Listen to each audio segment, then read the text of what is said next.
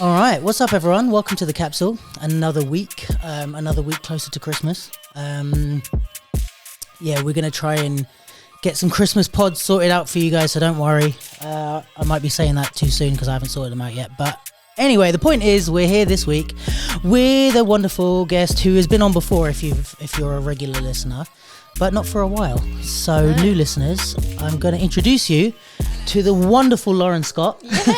Hello, welcome back. Hello, hi. You were on, 2 episodes in the...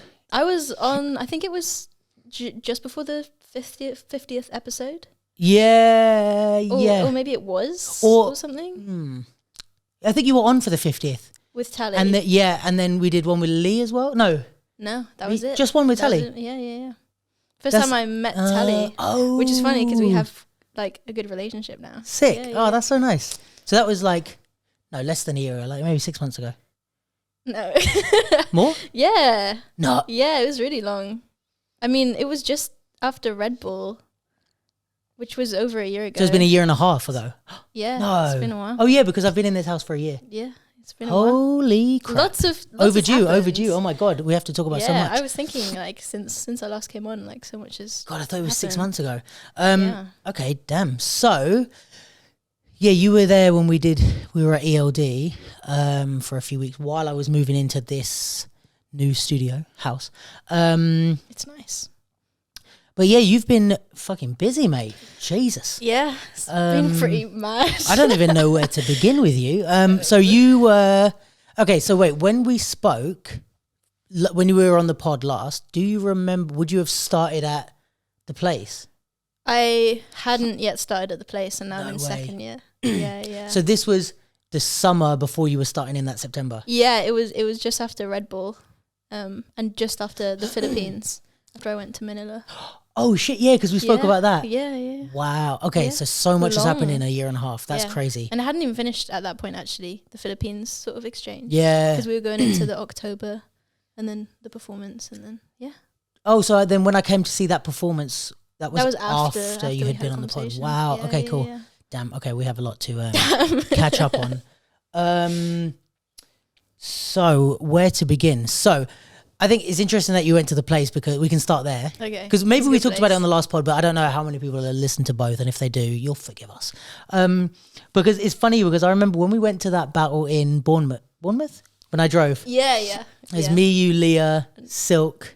Yeah. No, did Leah come with us? No, Who came it with us? was me, Silk. you, Max, and I can't remember their name. They went to East London Dance. Sophia. No, not Oh. Sophia. No, was Sophia? Yeah, Sophia was with no. No. Sophia wasn't with it us. was one of Sophia's friends, I believe. I can't I remember. can't remember. Lilo? Lilo and Sophia. Yeah, I think Sophia Did came as well. Sophia come as Yeah. well? I think it was Oh. Sophia, Lilo, because I don't think Lilo came anywhere without Sophia with me. Okay. So yeah, I think Yeah, it must have Sophia been. and then you three. Yeah, that yeah. makes sense. Yeah, that was it. And anyway, the whole reason why we're bringing that up is because we were at that battle and we were talking we were talking before that, I think, at something, and you were like, should I leave acting school and do dance? And I was Yeah, it was actually on that trip or the one before. where did we go before? Because I remember Gabby and Francesca were there. that was to go to, no wait, that was Bournemouth. Hold on, where did we go with Silk that time? I went to 2 places with you. What were they? It was the battle in Bournemouth, Yeah, that was with Gabby and Francesca. I know that much for sure. and then Because I thought my car got stolen and it was the wrong car park. okay, That was that time. Mad. And then there was another one that we went to, and that was with Max. Oh, that was the same one. Anyway, The point was, on the first trip, you were like, oh, should I, and I was like, oh, I'm not sure, but it sounds like a good idea, but also speak to someone who's done it, like Max. And so Max was like, yeah. And then, and then we were on the car and you guys were chatting about it, I think. And then at the event, you guys were talking about, and you were like, yeah, I think I'm going to do it. Yeah. And then you quit. And then I didn't quit yet. I was still in drama school. And then I auditioned, got in, and then quit. Oh, so you got into the place first, then? Yeah. And what was the, like, not reasoning, because obviously we know the reasoning, but like, where were you at when you decided to go to acting school, and like what changed to be like, oh, I think, because like, would you regard it as like a mistake or just like, okay, you just did a bit of acting school and you were like, now it's time to move on? It was what I thought I was interested in. I think I just didn't know that I could train as a dancer. And then I did BBC Young Dancer, and then I met people who were in like conservatoire training. Right. I was like, oh, that makes a lot of sense. Yeah. And people would ask me like, oh, what school do you train at? And I would tell them I don't train at dance school. And they'd be like, what? I was at, so I remember I was at BBC Young Dancer as well. Yeah. And then, I just found out that was like a space that I could be a part of. And until then, like, I thought a lot of street dancers tend to train at like commercial places, going to like more shock out. Those are the only schools that I knew of. Yeah. Other than like musical theatre. Yeah. And like Erdang, for example, or like shock out. And I was like, that's not really for me. Yeah. Keep talking. I just want to check something. Yeah. And then I just like, drama school was good. Drama school's fun. I learned a lot from it. Yeah. But I think when you're in an environment that's like so intense and you're not fully in it, it's really hard to like feel a part of it or feel 100%. Like motivated. I mean, I had that experience with dance college. Is it? Yeah, really? I went to musical theatre college. Oh, you went to music? Oh, okay. Like after, like I did a BTEC in dance, and then my uni was like, I started at a musical theatre college. You sing? No, that's the hilarious thing. I don't sing and I can't act. Well, I think I probably could act if I wanted to. You know what I mean? Like, I don't think it's an impossible skill. I just never had any, I never tried it, never did anything. Mm-hmm. I was just like, I think it's maybe the same as how you thought about acting. I was just kind of like, oh, I didn't even know there was another option or whatever. Yeah, exactly. But I was like, all my friends were like commercial dancers pretty much. I wasn't really a freestyler yet. I was like a choreo dancer when I was going to unis. And all my friends were like either going to like Erdang or Bird or The Place or these type of things. So they were like, it was just the thing to go to a musical theatre college. Yeah.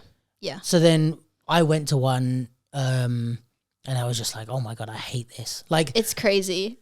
Yeah. That stuff is wild. Performing colleges and unis. I hated it. But it was like the ballet contemporary, like I was not focused as I was a kid, and I was just like not paying attention. And I think I could have done okay if I had like forced myself through the 3 years of like contemporary and ballet. But it's like the singing and musical theatre stuff. I was just like, I don't even enjoy this. Like, ballet I think is cool. I just can't do it. But musical theatre, I'm like, I don't even think that's cool. So I was like, I can't get on board with this. So anyway, all that to say, I get where you were at. And like, I mean, before I'd gotten into drama school, I didn't even have that much time to deep it. I kind of went to a performing arts college on this like gap year course thinking, oh, I'll do a bit of acting. And then suddenly I was like, in this space where everyone around me was like auditioning for these schools, and I was like, okay, I've got to do it. I've got to do it. And I like suddenly was in like focus mode, and all I cared about was getting into schools. And I did really well in auditioning, and I got into a school.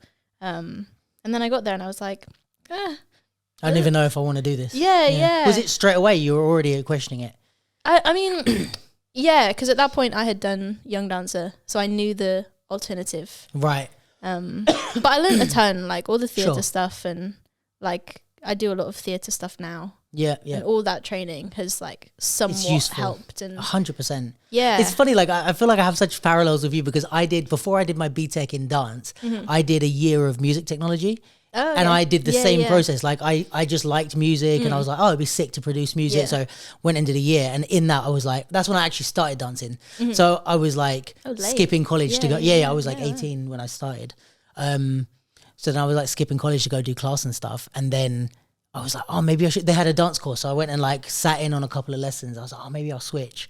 But it's similar in the sense that like I don't feel like it's wasted, because there's so much stuff about music theory that I know now, and like how to build tracks and how music is layered. And like I teach it in workshops now, and I'm like not music workshops, but dance workshops. And I'm like, it's so useful to like it sounds very cliche, but like nothing's really a mistake if you. Like it's not that, and then I came back. It was like that led me to the next thing. Yeah, definitely. I went the other day. I went to my old drama school to watch my sort of cohort who are now graduating. Oh, sick! And it was so good to watch them, and they had improved like so much. But I knew the whole time I was like, yeah, this wasn't like meant for me, kind of thing. Yeah. But it was just like a good like affirmation, you know, for that. Definitely to know that you made the right choice. And oh yeah, I'm absolutely made the right choice. And I feel like I don't know if it's because of the switch, but. Potentially, but like I feel like your stuff has like taken off way more since you've been at the place. Do you feel like that? Yeah, definitely. Yeah, sometimes I'm like, oh, is it because I have free studio space that people are hiring me? No, but I mean, no. There's the fact that you have that probably means you can spend more time practicing. Yeah, it's true. Yeah, it's Which means it's you a got better. blessing. Yeah, free studio spaces. But you've definitely like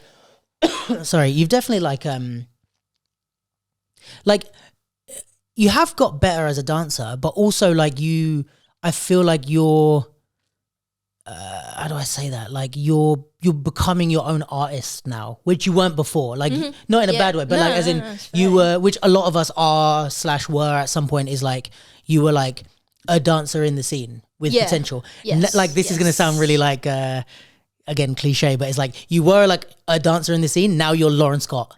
You know what I mean? Like you have like a thing, like you're like an artist that's like, oh yeah, Lauren Scott. Yeah, like, I guess. Yeah. Which is, Crazy. I mean, it's great to see like this kind of early on in your career, because you got, like I said this before, but you got so much time left to build.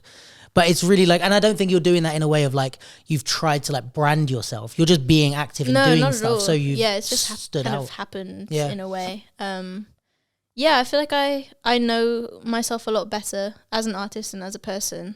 Yeah. And I feel like at this point I'm aware of like the things that I'm interested in and like what I want. Yeah. Which right now is kind of definitely more in like a theatrical space versus like battling. Yeah. I do love battling. I guess we'll get onto hip hop games and Yeah, stuff. definitely. But sort of like long creative processes. It's quite, how old are you? I'm 21 now. It's quite a mature thing to enjoy. Yeah. Like why? guess. Because I feel like it's like that's why like these like theatre makers and stuff tend to be a bit older, because it's like you know better than anyone. Like even just school is long. Like to study so these things. long, yeah. Like, but very fulfilling. Yeah, like, of course. I love it. but it's like it's only fulfilling if you love it. You know, and like even like you know doing I don't know any R&Ds, building a piece. It's not fun in the traditional way. It's like you're in a way like you're in the studio for 8 hours working on something. No, that doesn't work. Like what about this? Like okay, run it again, but like film it, run it again, but someone's coming in to watch now, and then like discussing all these kind of like elements of it. It's quite a like mature thing to be like, oh, I love that process. You know what I mean? Because I feel like a lot of 21-year-olds would be like, I just want to battle. Or exactly, or like jump on stage and just kind of just freestyle it. Like, which I do. I do love that. Of course. I just think, I think some people like try and get into that in a really sort of like direct way. I feel like since Young Dancer, I've just been asked to make things like, and I've just gotten more like sort of choreography opportunities to be in choreography and to make my own work. So it's just like something that I've naturally sort of gone into. I wasn't like, I'm going to be a choreographer. Sure. I'm going to perform. I'm going to make theatre. It just kind of happened naturally. And like over time, my sort of process and practice, which is absolutely like still in its early evolving stages, like, I've just gotten to know it a bit better and like what works for me and like how to make things quickly and like effectively and things that I enjoy.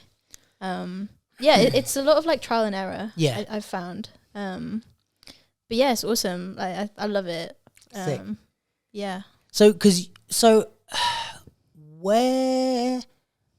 what is the question I'm trying to ask? Where is like, obviously you did acting in the first place, but then even before that you had wanted to do acting in order to get into that. But like this kind of love of like theatrical dance and stuff, like where do you feel like that came from? Because like at one point you were like, oh, I want to be a popper and beat everyone in the world and be winner of Just a Bit or whatever. And then now you're like, I want to express my, like, where did that transition happen? Gosh, I don't know. Big question. Like, I think one of the things with popping is that I love the act of training and like the practice of it. And I think I like that more than like battling popping.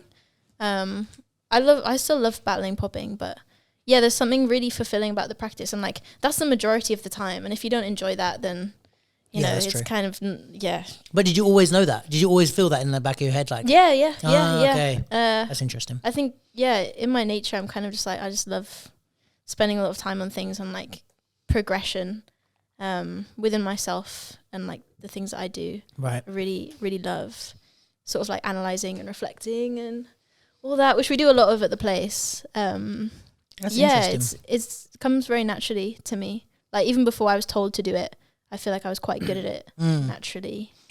The question was, I like that transition from. So you already kind of knew that you didn't want to. You didn't. That wasn't so much the passion. Yeah, I think it was just through doing it, I realized that it gave me so much more. Like, it was just a lot more interesting to me, and I think longer. I guess I see a battle, right? I see a battle as like a micro theatre piece, like a micro composition. It's the same thing. It's like a story, beginning, middle, and end. You structure it, you pace it. And it's just like a very small version of like an hour and a half long piece, which is kind of why I really love that side of battling too, because they help each other. Yeah, 100%. Both sort of skills. Like I've learned a lot more about battling through doing theatre, and theatre, I realised I had a lot of information about because of battling. I think that's one of the biggest things that happens when people move from battles into like more performance spaces, is like you're so used to packing everything. Yes. It's like, okay, I'm going to do waves for 4 seconds. And it's like, yo, you can do waves for 7 minutes. You can do the same wave for 40 minutes. Yeah. And just like that's change like it slightly. Yeah, exactly. And that's So I think it's like people aren't used to, like, they're like, oh, I don't have much to, and it's like that 1 minute round you did, like a good, like, experienced theatre maker could turn that into a half an hour piece. Oh yeah. Like easy. Yeah, no, fully. My sort of like values within dance has changed a lot since training in like a more contemporary space too. Like things like, I was speaking to John Z about this a few days ago. Things like, repetition, and how within like battling you'd think, oh, you bit me, or like you're repeating all this, but actually like all that stuff is kind of like really praised in the contemporary and theatre space. And like before I'd be like, doing the same thing over and over again would in my head seem really like uninteresting. But sort of like how you manipulate things and change things, and like the little details and the sort of like science behind it. I love it. I mean, in a way, it's kind of the, without minimizing battling too much, it's kind of the difference between like TikTok or like a Netflix series, in a way. Where it's like, okay, in a TikTok, you have to tell a story. You need a beginning, middle, and end. Like if let's say it's a little skit or something on Instagram, it's like, okay, it needs to capture my attention, beginning, middle, and end, blah, blah, blah. Characters, you need to establish who they are, what's going on, the context, and deliver something of a conclusion at the end. Yeah. In like a Netflix series, let's say an 8 episode, like, I don't know, Game of Thrones or that type of thing or whatever, you have the same beginning, middle, and end. You need to catch my attention at the beginning. You need to deliver a conclusion at the end. You need to have characters, context, blah, blah, blah. Yeah. But you have way more time to do it in. So like in a TikTok, it's like, or a short, whatever, social media. I'm not saying that in a way of like a shitty TikTok, like something funny or whatever. You can get some incredible short TikToks. Like the Munya, what's his name? That comedian guy that does the skits. Munya Cha something. I don't know how to say his name. I'm not sure. You know the guy who I mean. But like when people do like skits on Instagram and stuff, it's like, you have to really deliver those things quickly. And it's like, say with a series, it's like, okay, we still need the intro and we need to catch people's attention. But the fact that they're watching it means that they've sat down, turned on Netflix, scrolled through, found our thing. Yeah. So we have them for a little bit longer. Like on Instagram, I can just scroll next. Whereas if I've come to see you do an hour solo, like I've already paid for my seat. So you've got way more time before I get up and walk out. Yes. So I think it's kind of like that, where say in a battle, it's like, especially because they evolved in like traditionally like club environments. So that environment is built into the way that we battle, and people in a club in a cypher don't have to stay. So it is the same as like social media in a way that I'm like, if I walk past a cypher, at any point that I walk past, you have to be catching my attention. Yeah. Like, which is similar to scrolling. Like cypher, You know what I mean? So yeah, it's true. All that to say, like, I agree with your point that it's like, it's the same information from battling to these theatre shows. You're just doing it. If you understand the structure of any performance, it's the same. You just drag it out and stretch it, and you're like, okay, my intro, it's a 30-minute piece, so my intro can be 7 minutes. So you're like, right, what does that feel like? How do I pace my energy? Like, what am I doing with the audience for 7-10 minutes or whatever? Exactly. You have more time to like pull people along. I will say though, like, I don't think that there's like a difference in like level in like a hierarchy between battling and theatre at all. Because it's a different skill set completely. I think they're both just like, powerful things. The only thing I'll say, tell me what you think though, is that I think and this is kind of, I find the issue with like some hip hop theatre artists is like, I think in battling and hip hop world, it's the whole culture is like 50 years old, right? It's really short. Whereas theatre in some form has been happening for centuries. Yeah, I mean, you went to Greece. Yeah, right? exactly. True. Yeah. So like thousands of years, there's been some sort of theatre. So when we go into theatre now, there are tried and tested methods that have been passed down. So I think there's a lot more learnings passed down into how you do this thing. I think now, you know, we're starting to get to that point where we're getting, let's say like intellectuals in the battle scene, right? There's people that understand the science of breaking this down. And like, we wouldn't have got to like the Olympics if that wasn't the case, but like coaches, people that understand how this thing works, how to structure it, whether or not it's like a cultural type of thing or a competitive, you have these, like even Joel with doing his like performance psychology stuff. Do you know that? Yeah, I do. Yeah. So like, there's these intellectuals that are starting to be around the battle scene, it's starting to be normalized. Whereas for centuries, there's been intellectuals in the theatre space. Yes. Do you know what I mean? So there's a lot of things that have been worked out and figured. So I think, although I don't think there's a hierarchy in terms of which is better, I think that theatre has a bit more understanding of the medium than the battles. Yeah, like understanding of itself. Yeah. I guess. Like you can find people that can help you devise a good hour-long theatre show. In terms of in the world battle scene, people that can help you like structure a good battle round and like explain it to you scientifically without saying just feel it. Like there's not that many. If you think about it, there's like a handful that are like battle intellectuals. Definitely. Or a big handful, but compared to that's the only thing. It's like so that's why I think it's interesting, because it's like now for you, like let's say coming back to battling or training with people that do battles or teaching eventually when you do that, like you're going to be able to pass down stuff to battlers that like they wouldn't maybe have thought of before, or bring those things into the scene. That's why I find it interesting, these people that do but like Max, like if you watch Max do popping, he will do stuff that like, even for me, and I know what he's doing, but like it's been a while since he's battled, but he'll like take so long with his intros, or he'll build a concept really slowly, and it almost makes me feel a bit like, bro, you've only got a minute, but it's like he knows what he's doing, and it like, and it's like a mastery of like time and understanding to take your time and your patience and stuff, which is like has to come from theatre, you know? Yeah, definitely. I also see that within Slayer, James, because he trains a lot of other things as well. Yeah, you can definitely see it within people. It's really cool. Yeah, I think it's really interesting seeing people that like cross over and do different things. What I guess it's like I want to ask you so many questions about yourself, but I didn't prepare any, so I'm just asking you. Yeah, whatever comes off the top of my head.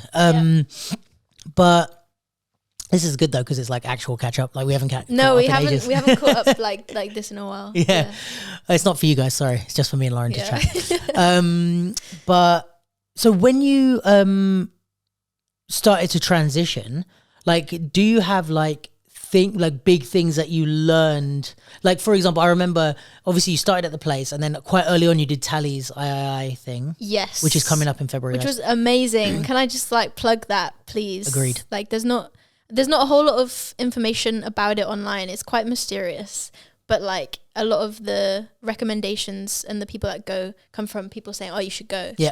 You should go. Yeah. You should really go. It's really one of those things from the outside, you're like, oh yeah, that looks interesting. But then people have went, it's like, it changed my life, you have to go. I've recommended it to so many people already, and I'm going to be sending it to everyone I know. What an experience. And I think, if you're kind of like, whether you're kind of more sure of what kind of route you want to go into with dance, I think it's really good for that. But also it's really, like, I feel like I've helped find myself. No, that's what it's like a perfect retreat. For. Yeah, you have like it's like a spiritual retreat in a way. Yeah, I think that's what I would recommend it mostly for, is like people that you're just in that place of like needing to find yourself as a mover. Yeah, that was definitely battler or not. Like it's just a it's for anyone, literally anyone. Yeah, it was awesome. I have like a whole notebook dedicated to that one sort of like week. I am horrendous at taking notes. I never take notes. I'm a big That's note good, taker. Yeah.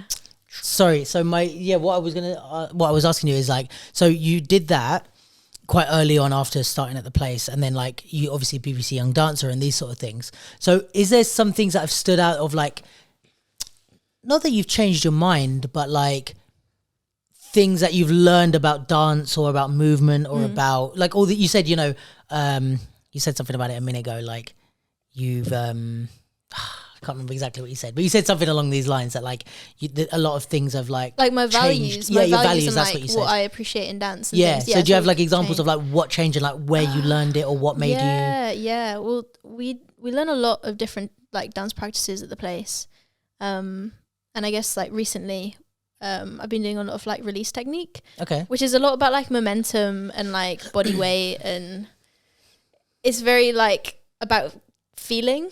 Can I just, for people that don't know about contemporary stuff, can we just explain like when you say release technique, like what they mean by techniques? Because I think there's a different meaning in hip hop about technique, and is it not exactly the same in contemporary, if I'm right? Well, I feel technique is kind of similar in every. This could be completely wrong. No, but in my head, like you learn these techniques and how to like access this type of movement, right? So a lot of it within release technique is releasing, and like using your weight and momentum to create. This is like one of my favorite things that I did in a lot of like it's got a lot of like arcs in it and a lot of like curvy shapes. It's not super balletic, which I really like, but it has those principles rooted in it as well. There's a lot of improv. So would you agree that it's like, again, correct me if I'm wrong, but like that it's like, say for example, the techniques in contemporary are not necessarily like based on style or helping you achieve a certain style. They're just movement qualities that you're working on. No. Okay, go on. I'm literally the wrong person to ask. That's right. But you guys know by now. We speculate here. The contemporary people watching this will know. I mean, there's a lot of like physical qualities and things that you learn about to access the dance that requires a specific technique, and there's different sort of practices that require different things. Okay. So at the place we do a lot of Cunningham, which is like a lot more rooted in ballet, I feel, and then like release is less so. And then we have like floor work and stuff, which is using the floor and which is less balletic, even more like capoeira esque. But yeah, there are different sort of like ways to access each technique. So I'm just trying to think of like what would be the street dance parallel. Would it be like the street dance in order parallel. to learn popping, you have to first learn stops? If you can practice your stops, yeah, then I feel like hits. that's a fair comparison. Okay. I guess within popping, because it's not the same as like learning hits, is it?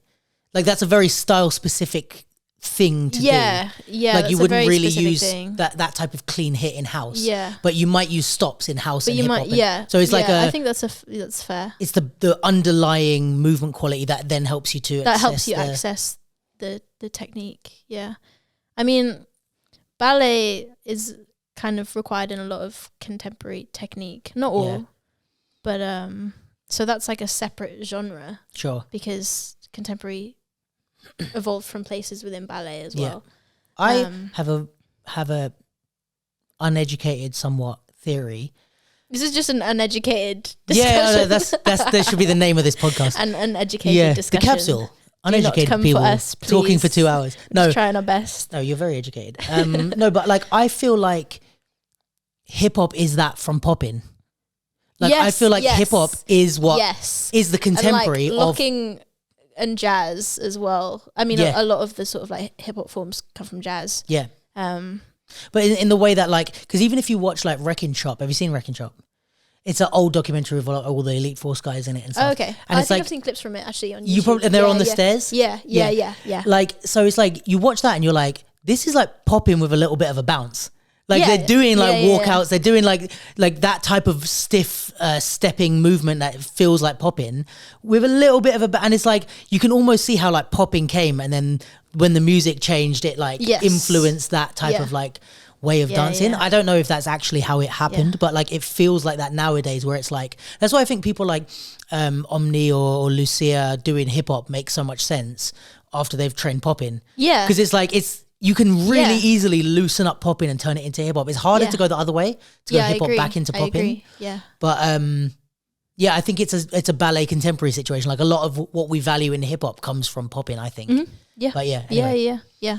I've heard some people say that hip hop is like people were trying to do popping, but they couldn't do it. Like, so they just ended up with hip hop. Yeah. And it's like it became its own thing. Yeah. And it's like, to be honest, like I've done a lot of training sessions with people where there's hip hop and popping dancers in the room. Mm-hmm. And the way I would do it is like train them in popping, but I just say replace the hit with a bounce. It's very similar. Like, okay, you work on footwork, you work on timing, you do double, single, like double hit, double bounce, double, you know what I mean? Like you can very easily replace the hit and the bounce in different places and it kind of just changes the style like that. Yeah. Obviously then you have vocab and stuff, which takes you down a different route, but the underlying bit, but probably Kieran's going to listen to this and cuss me out, but it's fine. I'm just going to get cussed. Anytime I talk about hip hop, Kieran gives me a text the next day like, actually, that's not how it works. You're asking about... Sorry, yeah. No, I remember the question. It was about like what things... Big things that you learned about. So you were saying about release technique and that was what you were about to say and then I interrupted you. Which honestly feels like the opposite of popping sometimes because popping involves a lot of like tension. And then release is just like release of tension. Right. And sort of like using momentum. And I think, that's a huge thing. Like, I feel like I have a lot more bodily awareness. And because of that, my body control has improved a lot. 100%. And therefore like my quality of movement and things like that have all kind of improved. Also like visualization within dance. Okay. Using imagery, which I definitely did when I was training hip hop and popping.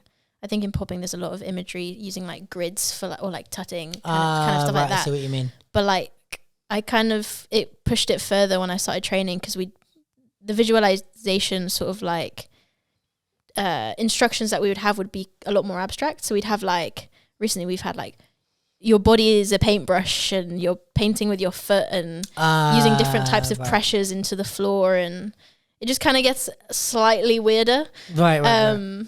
But for me, that's been very useful. And with putting that within a battle space, I used to get really worried about like running out of moves. And now with these kind of like principles of just like, for example, like following what I'm interested in, whether it's a sensation or it's like something in the room. Yeah. And using that to like generate material has made things so much easier. 100%. Because I'm not relying on like what shapes I can remember my body can make. I'm relying on like concepts within my mind to sort of like sculpt the space on my round without having to think of like, okay, I'm going to do like a Fresno, then I'm going to do a walkout and I know this combo, so I'm going to do this. It's helped a lot. Yeah, I think it's like the way I would describe that is like movements versus moves.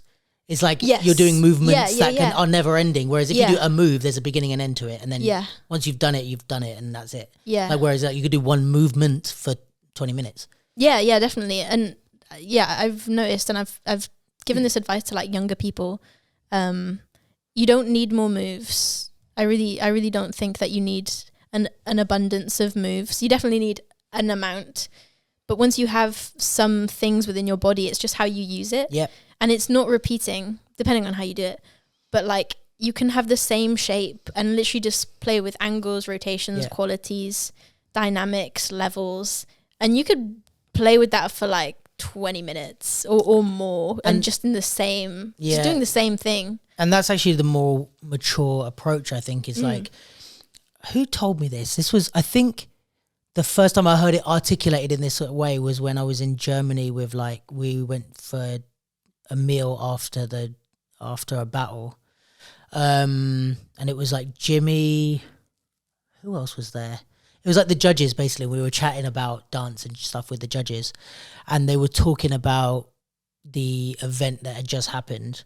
And I can't remember who said it. It might have been Jimmy, but that said basically like when you see like high level dancers, they do less things, but they do them really well. Yeah. And then when you see amateur dancers, they do loads more things, but like to a less degree or whatever. And I think that's like the mature thing is like you can just do a couple of things. It's like if you really look at like these high level dancers, it's like, what did he actually do in his round? It's like, okay, he did a bit of like this, like if it's, let's say like Alex the Cage or someone. Yeah. He's got moves that he does like as any battler does. But like, you're like, okay, he did some kind of like just step in with a bounce thing. Then he did floor work. And that's kind of the end of his round. Like, and then maybe an arms bit if he's packing his round. There's like 3 things in a round. Yeah. Meanwhile, it's like people are like doing glides and waves and this and that and then all floor in work like and back up. 45 seconds. Yeah. Yeah. And it's like, if you've got enough stuff, it's like, you know, you can do, like, you could, like Alex could stay on the floor for like 6 rounds straight and not repeat. Because he could just dance on the floor. Like, it's not about, I've got 7 moves and when they're done, they're done. Or I've got like a floor combo, so I'm going to whap that out. No, you just know. You have like that awareness. And that's kind of like, well, tell me what you think, but I would personally advise to have a bit of both. It's like have some bangers like tucked away, have a couple of those, you know, like blow up moves, but also be able to play like, and just be like, okay, am I going to the floor now to do that one specific move that I know is a banger, or am I going to the floor to play? And if you go to the floor to play, you have to be able to. You can't not train. You can't only train one and then do the other. Yeah. Like if you've got like 6 blow ups and that's all you ever do, you won't be able to play on the floor. Yeah. But if you play on the floor, you probably don't have any set things. Yeah. And when it comes to like structuring rounds and things, like I definitely got into a place, and I feel like I am still in this place. I'd like to work on it a bit more of like, you said it before, putting on a track that like is like 7 minutes long and just like practicing to those. Yeah. And then, you're kind of like refining this creative side, but if it comes into a battle then and, you know, 40 seconds in, you're still like on the first thing that you did and like you haven't built up to anything, then finding a place where you practice both is really useful. Definitely. I think. Yeah, because it's like also it's like, you know, it's having, I think there's different types of training. Like one type of training is for your growth as an artist. The other type of training is for the medium, right? So it's like the difference of like, okay, you can practice your dance, but then when it's time to like build a piece, you have to go into R&D and actually build the piece. Yeah. Whereas again, you can have your time when you play and grow as an artist, but then when it's time to battle, you have to do your 1 minute rounds and practice how to battle. Yes. You know what I mean? So it's like, depending on how you're training, it's like, okay, I think you need both. You need to have, because what a lot of people do is they kind of do this middle version, I think, which is like you go and you cypher and you practice with friends, but you're doing like 2.5 minute rounds. So you're not really delving into the like storytelling aspect. You're not really being effective enough for battles. And you're just kind of expressing yourself, but you're also not doing the other bit, which is growing as an artist, because you're thinking, oh, I'm just doing cool popping shapes. You're not thinking, am I going to explore and create? And so it's like, I think you have to be more intentional with your training, where you're like, okay, is like, if me and you are going to a studio, it's like, right, today let's just explore as artists, right? So let's take turns, but let's do it. Let's go for as long as you want, do all the weirdest stuff, give each other feedback on that, but we're just like exploring our boundaries as artists. Or, all right, Lauren, we've got a battle on the weekend. Let's go and just do battle rounds and like our best stuff and see how we can execute. Or, all right, Lauren, let's get in the studio and try and start coming up with ideas for a piece, film them. You know what I mean? So then it's like very intentional what you're doing. And I think that hopefully is like, could be the reason, no, not hopefully, but like that could be the reason why, let's say if people go into a battle and they're like, oh yeah, but I've been doing theatre and now I'm exploring. And then you're like, oh shit, I can't dance for a minute anymore. Yeah, it's like, but you might have been doing the thing of like exploring yourself as an artist. Skill, but then the other skill. Exactly. Yeah, and you have to be like, know what you're working on, I guess. Yeah.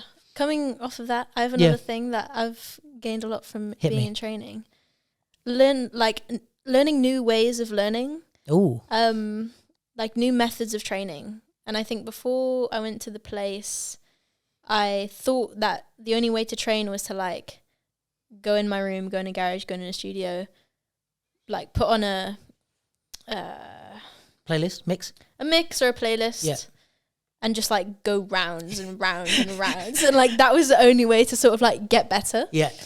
And yeah, even into my first year of training, I used to go to class. I used to do all these other things, and I'd be like, right, but I haven't trained. Right. But I'm like doing class all day, but I'm like, but I haven't trained though. Yeah, and just like there's other ways to learn. Even that's like having a conversation or writing, or like watching things. Like you don't have to be busting out rounds in order to get better, which is something that I had to get used to. Because I'm definitely someone who was kind of like, I need to train all the time. Yeah. I need to be in the studio every day. I need to be, otherwise it's going to go. But in reality, like, I just found like, no, it doesn't. And I just found so many other avenues to like help myself without like burning out or like exhausting myself, or just thinking, oh, it's just a matter of just practicing the moves all the time. Yeah. And to be honest, it can even be a negative thing where it's like, if you are just banging rounds every day, not only are you not necessarily like improving in the ways that you could be, but also you might be reinforcing bad habits. Yes. So it's like you're just banging these rounds every day, but it's like, what are you because I think again, it's the whole thing is going back to like being intentional with training, right? Yeah. So if you are doing rounds every day, it's like, okay, what is the benefit of that? There are, but it's like, quality of movement, like being able to like muscle memory kind of thing, like being able to revert to like what you know and stuff. Cool, that's all fine. And also like training your brain to understand either the music that you're dancing to, or the time limits, or even the size of the space or whatever, right? So there is a lot of reasons to be banging out rounds, but that's one of like 50 ways to learn. Many ways. Do you know what I mean? And it's like people don't it's funny because this whole conversation, I'm going to tell Lewis to watch this pod because I've been banging on at him about these things. Oh, okay. And I didn't plan it for you to be here and say all this, but I'm going to make him watch this pod. Okay. But like, what's up, Lewis? Lewis. But yeah, like I think having all these different aspects is like, they all hit a different part of you, which all then comes back into the artist that you are, and like the way you think, the way you move. So it's like, even like you doing contemporary, or like Max or Slayer, yes, we see it in your popping, in the sense when you do oh, Max did this really like contemporary looking turn, or Slayer did some ballet move or something. Yeah, that's the very obvious way to see it. Yeah. But what you don't see is the cogs. And like those moments when it's like, all it is like, for example, if you're used to popping, you only move in a certain way with certain types of dynamics, right? In contemporary, you're lying on the floor, you're doing this. And all it might be is that now, when you go here to hit, before you would have just gone, oh, okay, I've never like pushed my body further than this, so that's where the hit is. Yeah. But now you might go here, push a little bit further, and then be like, I could actually just twist my body and fall to the floor, and I know that will look cool. Yeah, but it's like you would have never discovered that if you hadn't trained. And it's not to say it's like you create. It's not like it's not like when people. This is the surface level way to think of it.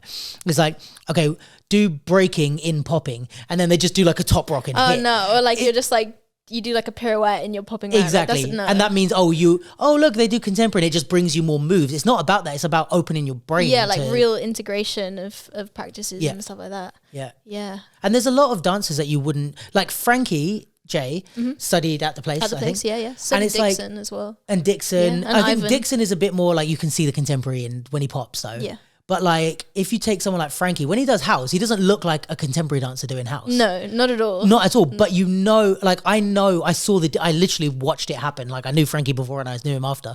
And it's like, I saw him grow from like a kind of, he was never bad, but he was like in his box. If you know what I mean, like he was just here. I don't know how to explain it other than that. Yeah, and then he came out of it and started doing house, and it's like whoa. Oh, he can do anything. He can fly if he wants to. Yeah, you know what I mean. Literally. And like Brooke is another example. People like that. It's like it just changes the way you think, and it was great what you touch on of like that could also apply to like having a conversation, doing writing, reading about something like like watching. Go and watch shows. It like opens that helps me so much. Is like just in general, like the things, not talking about dance specifically, but like let's say I could go watch a show, like this has happened before, like I went to see like Crystal Pite and I was like so inspired, but I don't think it's not like, oh, I'm gonna make a theatre piece or that's help. It's like, oh, my podcast could be so much better. And it's like it's weird that it computes, but I'm just like, it's just like being around high level greatness makes you, it opens your mind to be like, well, if she can do that, like I'm thinking too small, I can do this or whatever. And it's like the same kind of works in your dance where it's like, studying contemporary, talking to people, reading books about stuff, like all of that contributes to like who you become as an artist. Definitely. It's like I think my sort of like awareness of things and like how even in like my day-to-day life, if I see someone like on the tube sitting in a funny position, or like, you know, you just watch people and you're like, that might be cool to like play with like sort of different leaning positions, and it just means that you can like, you don't have to look directly into the scene for like information. You can find ways of tuning into like anything, and I think to help your dance. That's a much better way to do it, because it becomes a bit like you know, like in a plane they have the recycled air. That's what like ideas become. It's like it's just the same ideas recirculated. Like you do something, then I do it, and then someone else sees it, and then you copy that person, and it was your move in the first place. Like it's just, we're all just copying off each other. Whereas like when you go out and do something and bring it in, you're like, oh, like it just, everyone's like, whoa, that's super new, you know? Which I think is like, is super important as well, because also, without being too like hip hop historian about it, but like that's kind of the whole thing of hip hop, isn't it? Like you learn stuff from the world around you, and like it was never about, I guess from what I gather, like hip hop when it was in its early days was never about like, oh, let's go meet up and do all the hip hop cool stuff. Like it was just like, oh, let's get together and dance, and then someone was like, oh, I saw this cool waving move, I saw this cool, and it wasn't like, oh, there wasn't like a pool of things to do internally. It was like people just going out, like I guess Elite Force or whoever, like they always talk about like, oh, we were inspired by Bugs Bunny, we were inspired by this move. And all these moves that come from like TV shows, music videos, all that kind of thing. So this is like our version of it, I guess. Yeah. Any other big learnings? Big learning is just that I think that street dancers like have a lot of potential to be in these spaces, in these like theatre spaces, and like the sort of like hierarchy of different styles and stuff. I think there's a lack of information for young street dancers that they can like progress onto things like this, or like how to do it. And like there's people in the scene who have done it, like Frankie J or Max or Brooke, but it's just like you just don't get told. You have to like find out. And that information I feel like is more available now, but like it still isn't that available. Like if you're a young contemporary dancer, a young like ballet dancer, from young you're like told, oh, this is the progression, and you kind of go through your like youth programs, and then you do auditions, you get into a school, and you can like get into a company, or like, and I just don't feel like that information is there. And even in terms of like performing and stuff, it's like, I guess say with battles, it's like if we reverse it and there's a contemporary dancer that wanted to get into battles, I would be like, okay, well, come to a session, like train with us, like go to a class first, maybe learn some of the foundation stuff, then go to a session and like use some of that foundation. Then when you've done sessions, go to like a low level local battle with like a really small one, enter that. Then when you start to get better in the low level, go like, there is a progression in the battle scene almost. But then it's like when you go like, the closest thing I can think about is like scratch nights or something, but there isn't that many for people to do. Like breaking convention's probably the only like gateway into the theatrical scene for us, where it's like that's like directly connected to the other stuff that isn't like just even, like street dance theatre like on its own.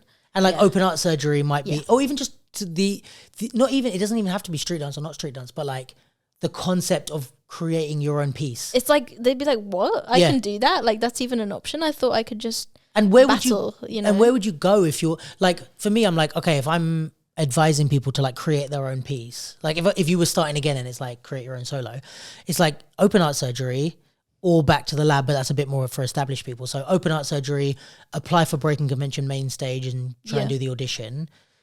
Otherwise, like what else is there? Like there isn't really that many scratch notes. There used to be a few more, but it doesn't really seem to be a lot now, where it's like like, where could you go to just, I'm new to this, but I want to try and make a 5-minute piece or a 10-minute piece. Even like stuff like Dancers Delight or these type of like showcases are a bit like, that's what people use, I think, but it's not like Harry did his solo. Lucia did a solo there. And I think that's like, they're using that as testing ground to be like, what would it be like to perform? But I don't think that's the right audience because they're not, like open art surgery, you're expecting works in progress. Dancers Delight, you're going there to see shows. And like some of them, it's and like entertaining shows, like hype. And you're on the same stage as like, wow. War or exactly. like Definitives or something. Yeah. So it's not really the place to put like a sensitive piece of work that you haven't really built yet. So that would be my, like, I would love to see people do more like scratch. Because then it's like, okay, let's say you do like 3, 4, 5, 6 scratch nights, you get some work out there. Then you might be like, okay, now I can look at my own dance when it's like longer than a minute.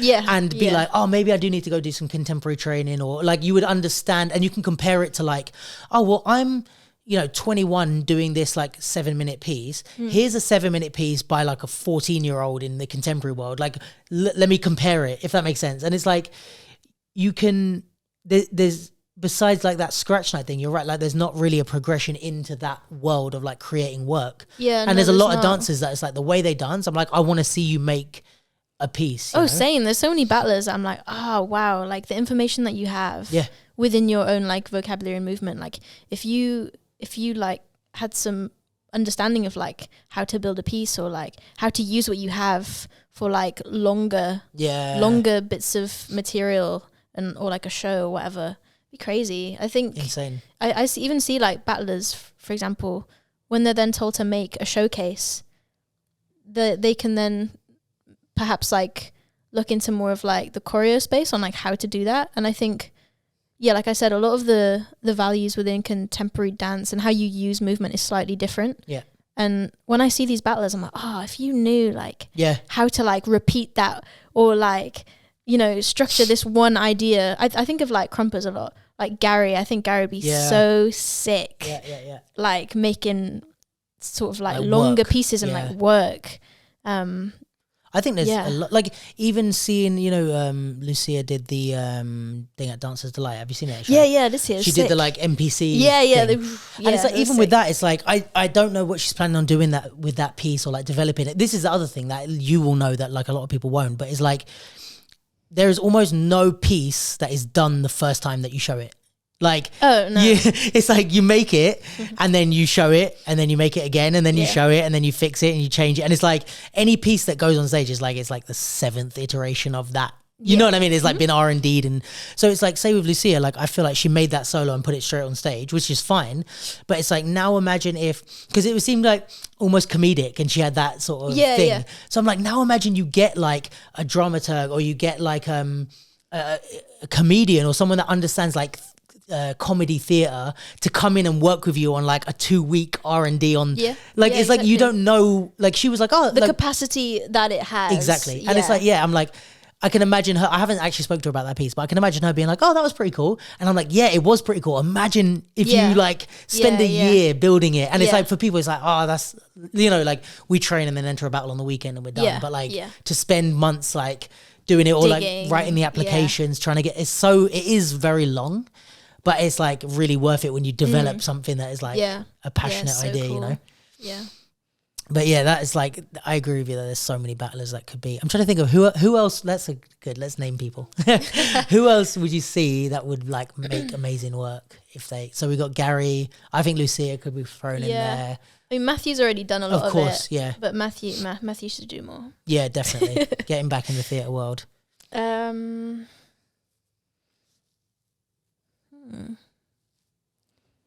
feel like I'd love to see Slayer's work.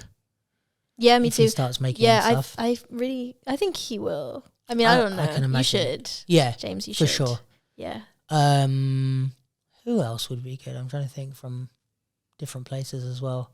Like even someone like UPG, where it's like, I love what they do. And maybe they're not in the right like position for it, but as a group of guys that like all do different stuff and are all sick, it's like, I'd love to see them like, spend a couple of weeks in a studio and like really build out like a theatre. Yeah, that would be really where cool. would your mind go in that. Yeah. Like they've done some showcases. Yeah. But imagine if like spending like weeks and weeks, like all day in a studio. Yeah. Like, yeah.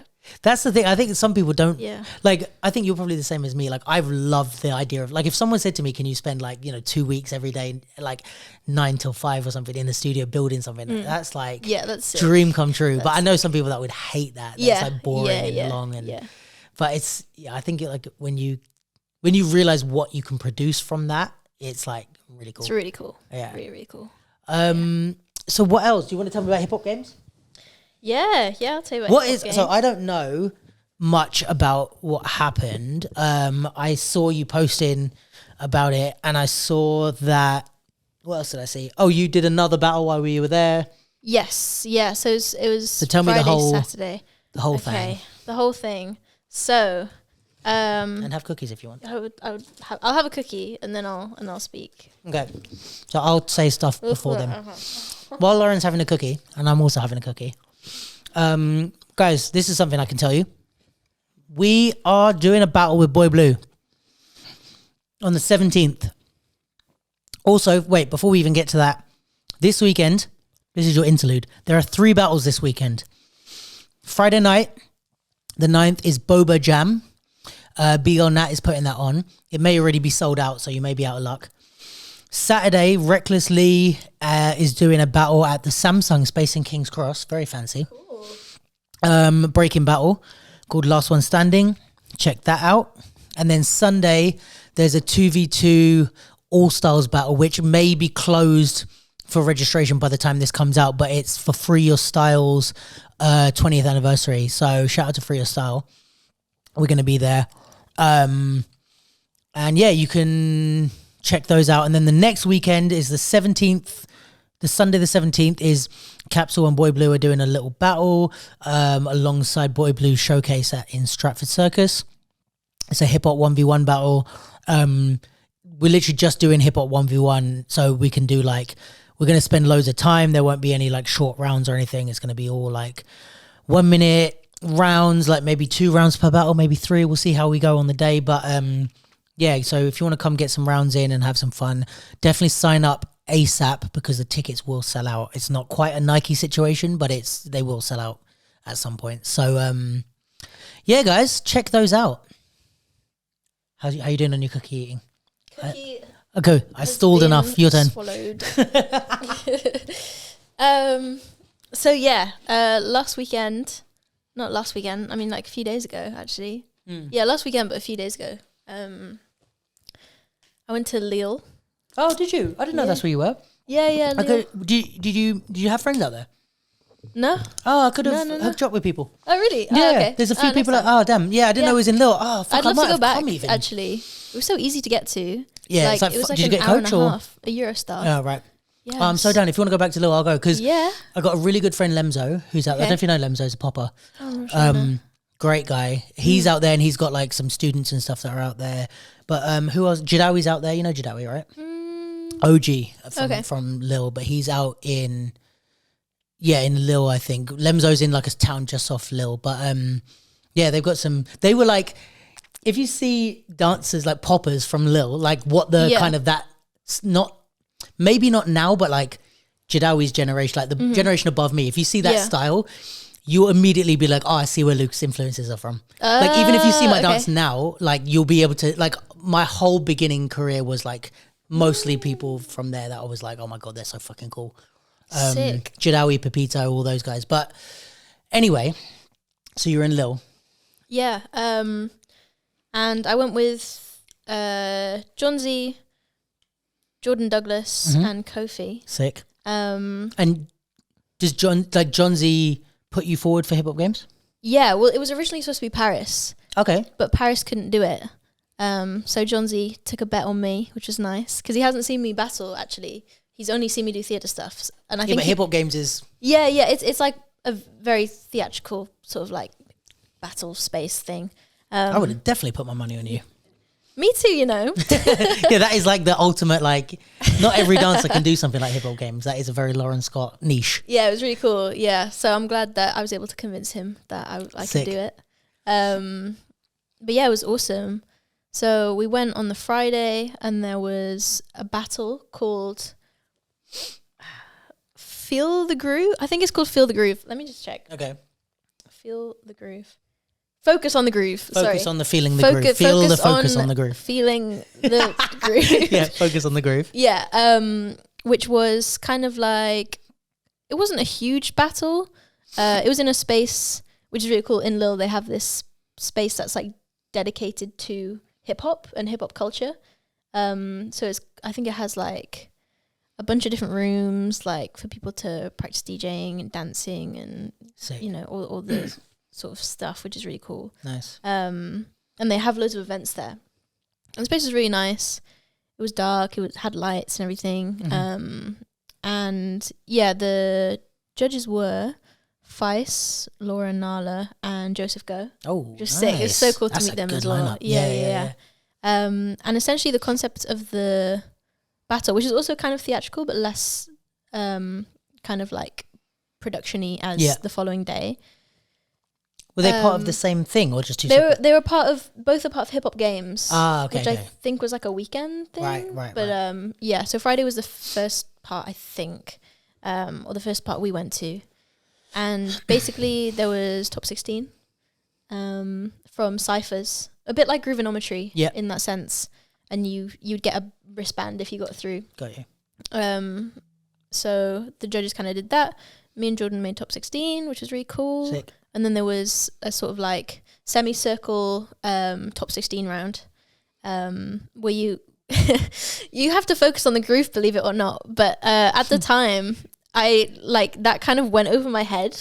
I was just kind of like just dancing like normal rounds. And then afterwards I was like, everyone was kind of like more groovy and like all the judges were hip hop judges. And I was like, I probably could have thought. I always think about like who the judges are, and I don't know if it was like being away for the first time and whatever, but it kind of just went over my head. I was like, I could have focused on the groove a bit more, guys. That's funny. Is that your first time battling overseas? Yeah, it was. Sick. Yeah, it was amazing. It was really, really cool. I mean, I went to the Philippines, but I didn't battle out there. It was more for like the a show and like making work. Yeah, that was sick. And then like top 8 was you did a solo on a bench. And then not all together, like one at a time, which was amazing. Sick. To watch. And the people who got through, a lot of them were the guests for the next day. Right. Do you know Dexter? Yeah, Cropper. So where's he from? Is he from France? I think he's from Belgium. Okay. Yeah, I know I know his name anyway. Yeah. Wow, what an incredible mover. Yeah, insane. Sick. Who else? Prince. Yeah. I don't know who else you know. Is there a? Yeah, there's a thing. These are all the guests. Oh, you've got it there. Yeah. So who got through? B-Boy TS. Oh yeah, he's an OG. Yeah. And then Dexter ended up winning the event. Oh, mad. But yeah, it was sick. So that was kind of like, it was a quick battle. It was ran really smoothly. Nice. We had translators, which was really generous. How when you say we had translators, as in the event had them, or? So we were like the only people from the UK. Right. So we had like people around us that would kind of like stick near us and tell us what was going on, sick. Which is really nice because it's tricky. Yeah. It's quite sensory overload when you don't know what's going on, but everyone was so generous to us. Shout out Lille. We love Lille. Shout out. Yeah, it was sick. That was great. And the next day was the hip hop games, and basically you have your guests and then you're split up into 4 teams. Mm-hmm.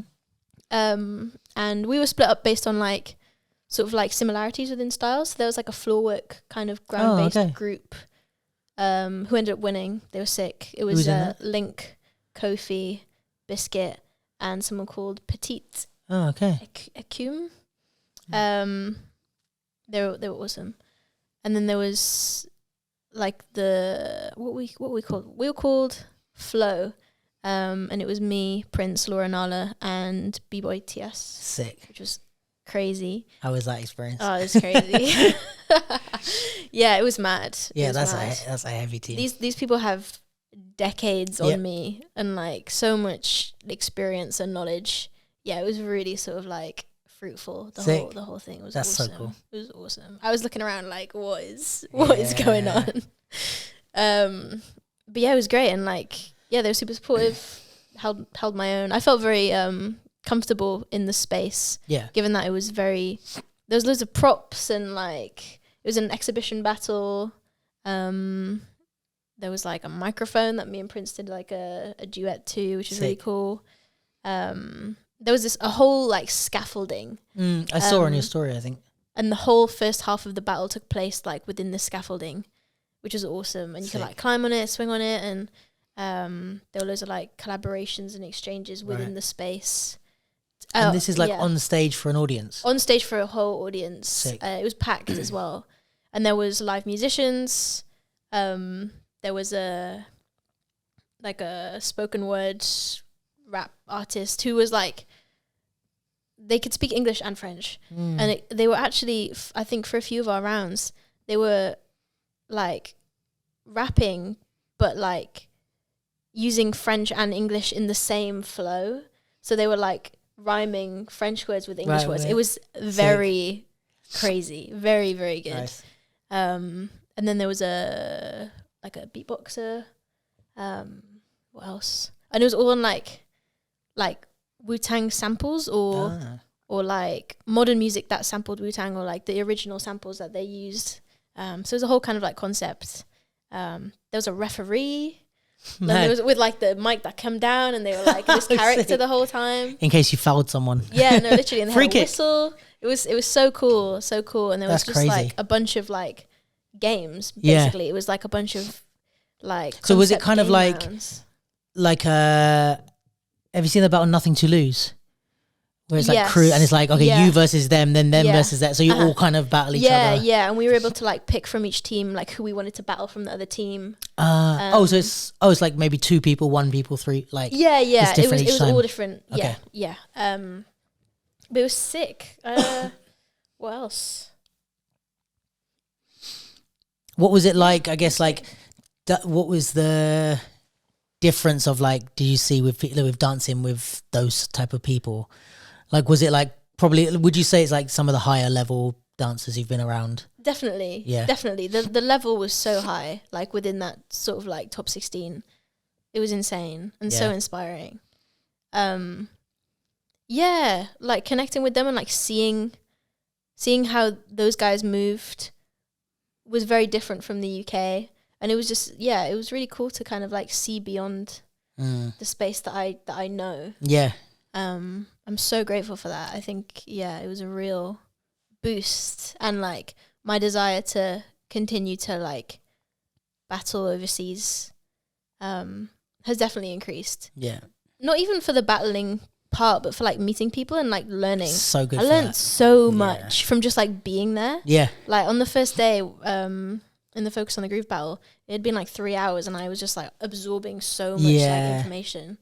Yeah, it was incredible. That is one good thing about like traveling, is like you meet so many different people and see the way people, even the way different people think, or different countries like approach the styles, or even just like when you're around high level people, it is a bit like, it's kind of what we were saying earlier, like there's more than one way to like learn. Yeah. And it's like being just around them and watching them dance, you're like, so much. That's possible. Like if you, I don't know, like someone like Poppin' C in real life, you're like, oh, it's possible to hit that hard. I didn't even train that hard, because I didn't even think the human body could do that. And then you see him and you're like, I can pop a little bit harder than I have been. You know what I mean? Yeah, or like, no, for real. Oh, like I think my waves are good, and then you see someone do it in real life and you're like, holy shit, I need to, you know? Yeah, so there's just something that like opens your mind about that, you know? Yeah. Oh my gosh, for sure. Even like these are the people that I had been watching. Like it was quite surreal at points. Yeah, like, I bet. Like next to Prince as well. Like I had been watching him. I watched him do KOD against UK. Like I've been watching him since I was super young, and then to just like be like dancing next to him or like with him, it was really like what is going on. That is a cool thing to do. And even like watching back some of the footage from it, from our duet. Like I learned so much just from watching that, because I had a direct comparison between my dance and his dance. Same song, same place, song, like same time. dancing together, and I could see very clearly, like, and very generously, like what he had that I maybe was lacking, and like it was such like a privilege to have that kind of level of comparison to be able to learn from.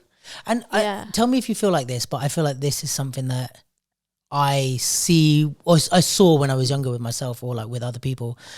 But it's like, in a way, you get that thing of like, okay, this is why this person's so amazing. But also, you're like,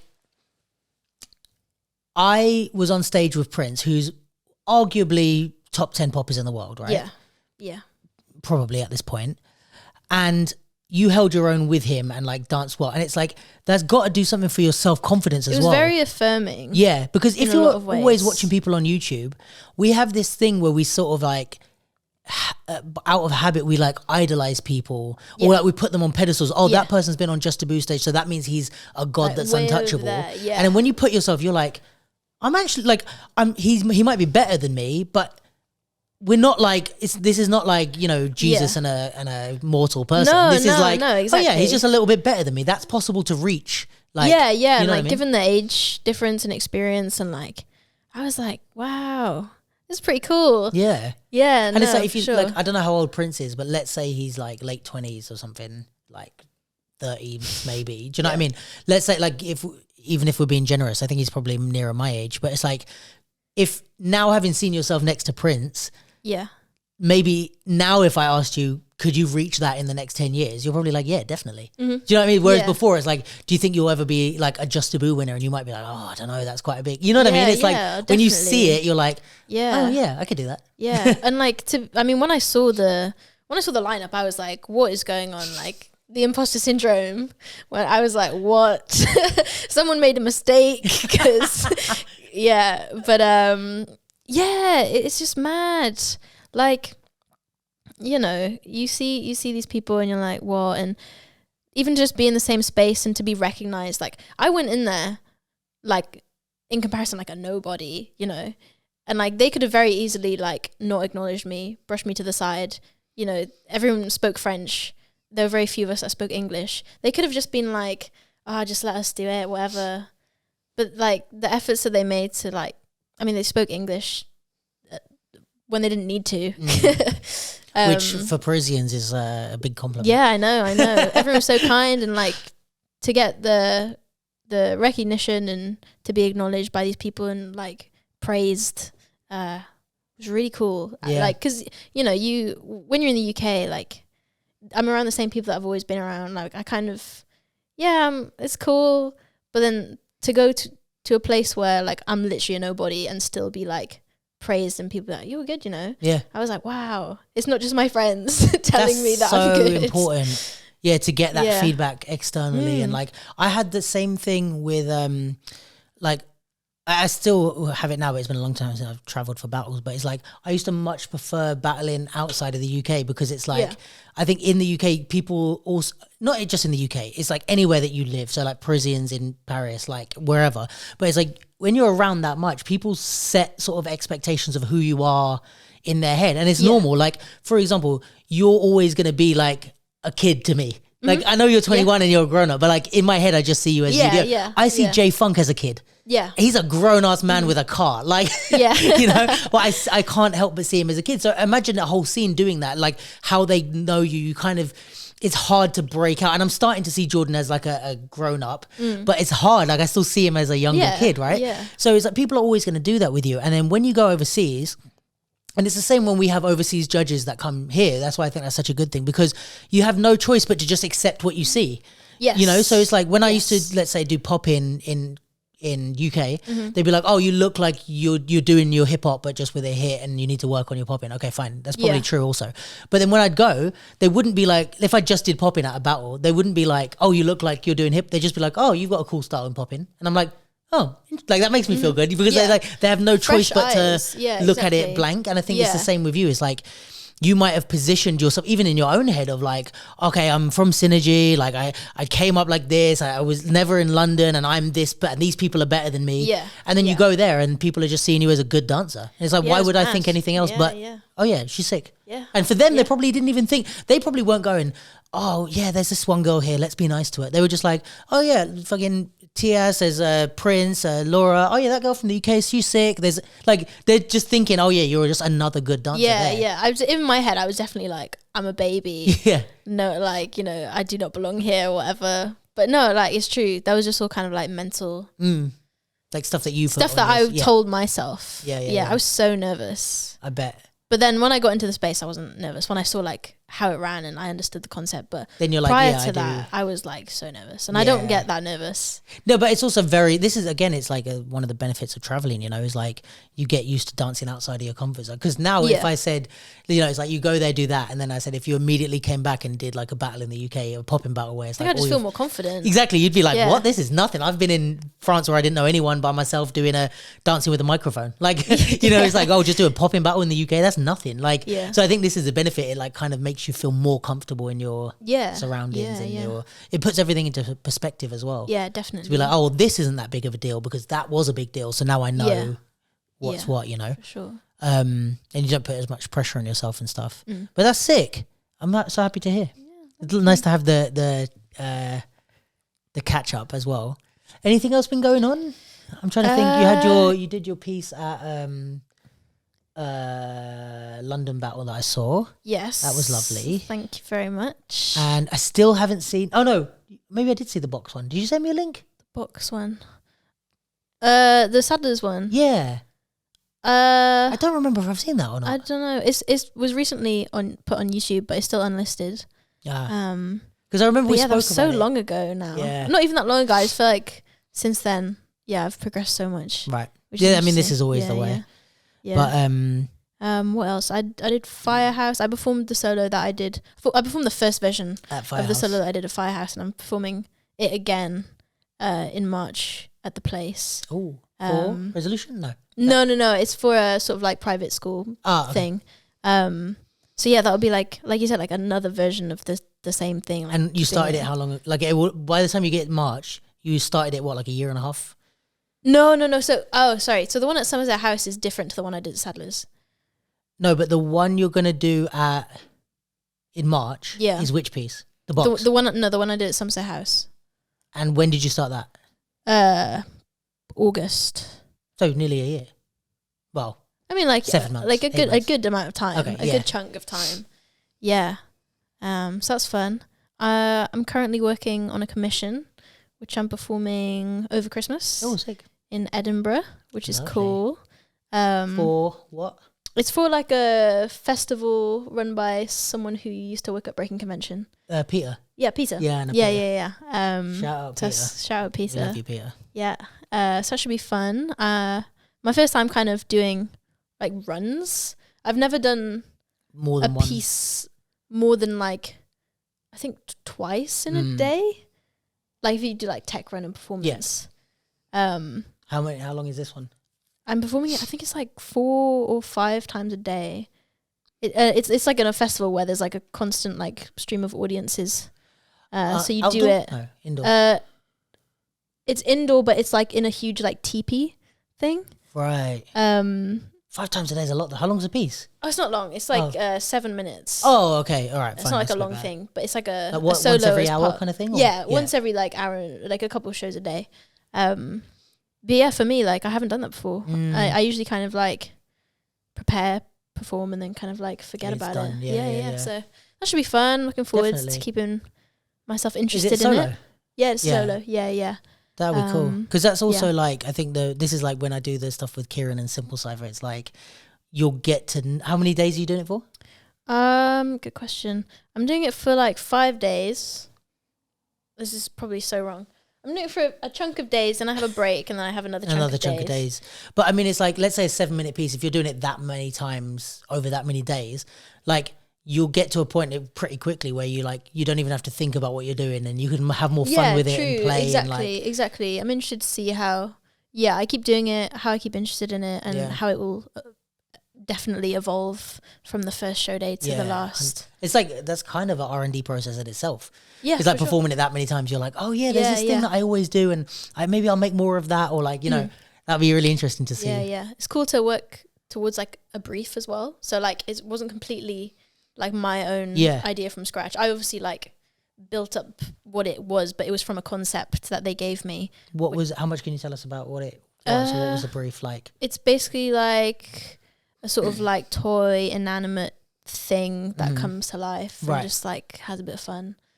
And they gave you the 7-minute time limit? Yeah, 7 minutes. So I developed it at Open Art Surgery, the sort of first version of it, which is very different to the one that I'm performing in December. Sure. I mean, over Christmas, which is cool because it's Open Art Surgery was kind of like a skeleton. Yeah. And it was definitely more into like how I would do it at that point, which was nice. It was nice to kind of like have my sort of like artistic taste fulfilled. But then I was happy, obviously, then to be like, okay, this is what I've made. This is a skeleton, but now I have to really fit it to like a family-friendly show. Sure. Because it was kind of, I was wearing like a mask. It was kind of like scary to like kids. It might be scary. It wasn't actually scary. It's a very wholesome piece. Yeah. But yeah, like learning how to make things for other people, and how to fulfill someone else's vision, you know, through my own like tools and all that kind of stuff, and like saying no to like what I would want. But I think that's good to do once you've already got your stuff out. Yeah. Like you're like, let me just get all these ideas out, and then we can take a look at it once it's here. Yeah. And like change it. No, it's really good. But yeah, that should be fun. There's a cool costume, very sort of like. Yeah, it's like I mean I'll probably post about it and stuff. Yeah. But very character based. Okay. Sick. Yeah. Kind of festive and artsy nice. And weird and like, are you up there over Christmas? Yeah, we're up there over Christmas. Oh, I mean I go home on the 24th. Okay. But yeah, like my is that what the break is? You do before Christmas and then after Christmas? No. Oh. So I go up on the 13th or the 14th. I do it. I have a break in between, and then, but in the break I'm going to stay in Edinburgh because I'm going to explore. Yeah, why not? And then I go home for Christmas. Sick. Yeah. But yeah, I'm super excited about it. Should be good. Yeah, that sounds so cool. Yeah. Awesome. I'm trying to think if there's anything else. Oh, I know what we can do. Hold on, wait there. Wait there, everyone. Tell them something. Hello everyone. Oh, I bought this game because of you. Did you? Yeah. Because of me? I bought this game because of you. Yes. I love this game. Tally's gonna be so pissed because it's a tally game. Have you played it like lots? No, I haven't. Because I bought it and then like no one wanted to play with it with me because it takes so long and it gets really deep really fast. Yeah. But I'm a sucker for that stuff. You need the right group because you know what I love doing, which is so bad, but like is like playing it when we're all drunk. Oh, that can get deep. People have cried before. Oh yeah, I'm not surprised. All right, let's just do level 1 quick. Let's not get too deep. No. Okay. We'll just do level 1 ones. I'll give you some. This is what I might start doing with everyone because we did it with Camille, and it turned out really fun. Yeah, good. So really cool. let's see. We got to shout out Tally every time we play this because Tally introduced me to this game. We played it on our podcast actually, the first one that me and Tally did. This is also something that does she still play it at the IAI thing? No, we didn't play it at the III. We did it. But she talked about it. Yeah, we did it a couple of times like in the early ones. I think maybe because there was less people. But we did everyone take a card and then go around and like answer it in front of everyone, which is a nice vulnerable. warm up. Yeah, very vulnerable. Okay. Oh wait, hold on. These ones are about. Hold on. Oh no, this doesn't work because these ones are about me. I don't want you to answer about me. I want you to answer about yourself. So maybe we need to go level 2. Sorry, guys. Just bear with us, all right? Technical difficulties. Oh, yeah, okay. Here we go. These are the ones about you. Okay. In one word, describe how you feel right now. I feel like... I don't know if I should say this. It has to be one word. Okay. Go on, say it. No, because it's not one word. It's like a really weird random sentence. I know, I want to hear that weird random sentence first. It was just that I had like I went to get food before this and I had like a fizzy drink. And fizzy drinks like aren't that good for me. Like I don't respond very well, and I'm like feeling that. Like you feel bloated. Yeah. Okay. Yeah, like I need to like burp. You're welcome to burp. But I also feel relaxed. Okay, relax is good. We like that. Yeah. What is a compliment? What is a compliment you wish you received more frequently? Oh, a compliment I wish I received more frequently. So the way I interpret that is like, it's got to be something that you think people don't notice. Yeah, like you think you deserve that compliment, I guess. I don't know. I feel like people are really nice when they compliment me. I feel like they give me good compliments. But I was going to say, I've got good socks. I have got good socks. I've got a really good sock collection. But I feel like when you're in contemporary dance school, everyone has nice socks, so it doesn't go... Because everyone's in socks Because everyone's in really nice socks all the time. Fair enough. Yeah, I'd say nice socks. Okay, so guys, compliment Lauren on her socks more often. Thank you. Okay, let's bang through a few more. When you're asked, how are you? Mm-hmm. How often do you answer truthfully? I think fairly often. I have like a trigger response to how are you, and it's like, oh, I'm good, thanks. How are you? Yeah. Like I always just like bounce it back to the other person. I'm like, good. How are you? How are you? But I feel like I'm usually good when I answer. I'm good. Okay. Yeah. Without getting too deep about it. I mean, if you ask me like, how are you? Like I feel like that's different to like how. Are I think you? that's the thing that people don't like. You know when it's a greeting versus when someone actually is interested. Yeah. Have you changed your mind about anything recently? My desire to battle internationally. Yeah. Oh, okay. Yeah. What was it before? I mean, I wasn't super interested in it. Like, I think I saw it as more of like you just spend a lot of money. Yeah, just to not get through prelims. To not get through prelims, but I'm with you. Yeah, I think it's a lot more than that. Like, the way you meet people, make new connections. If you go there with the intention of winning, then you're probably going to be disappointed. Yeah, if exactly. you go and I'm going to go to all the parties, I'm going to meet friends, I'm going to hang out, exactly. and then I'll enter prelims. Like it's like the last thing on the list. Yeah, it's the last thing on the list. So that's something that's changed, which is nice. Also, I mean, we haven't announced it yet.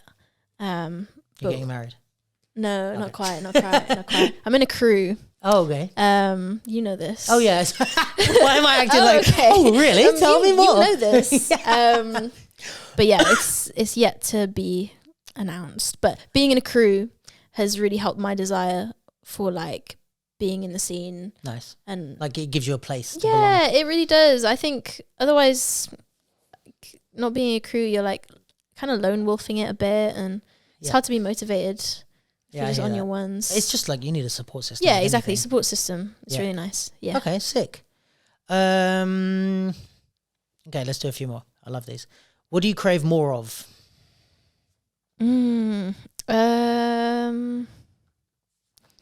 I crave more of external opportunities I already have some, but I crave more opportunity to create on people other than myself. Ooh, okay. Yeah, I really crave making things on more than one body, which happens to always be myself making solos. Do you have like ideas of how you would? Yes. Okay. Yeah. Is that we're keeping that? No, it's just ideas of how I would do that, or ideas of things that I would do. Oh no, like how to rectify that issue. Like how you would go about. Like, are you making any plans, or are you just waiting to see if I have plans? Okay. Yeah. Kind of just like get people in the space, utilize what facilities I have available to me and the people I have, and then hopefully, eventually, I'll get an opportunity to kind of like put it on some platform to share. Yeah. Sick. Love that. Give me a number. How many more should we do? And I'll. Can I ask you some? Yeah, if you want. Yeah, I want to ask you some. From the same one? Yeah, go on then. Okay. We'll shuffle them then if you want. I feel like you've probably done all of these cards though. Have you answered every single card? Yeah, probably at some point or another, yeah. Oh, okay. If you have, when was the moment you realised you weren't invincible? Oh my God. Straight in with the deep ones. That's so deep. I definitely have. When was the moment I realised I wasn't invincible? I would.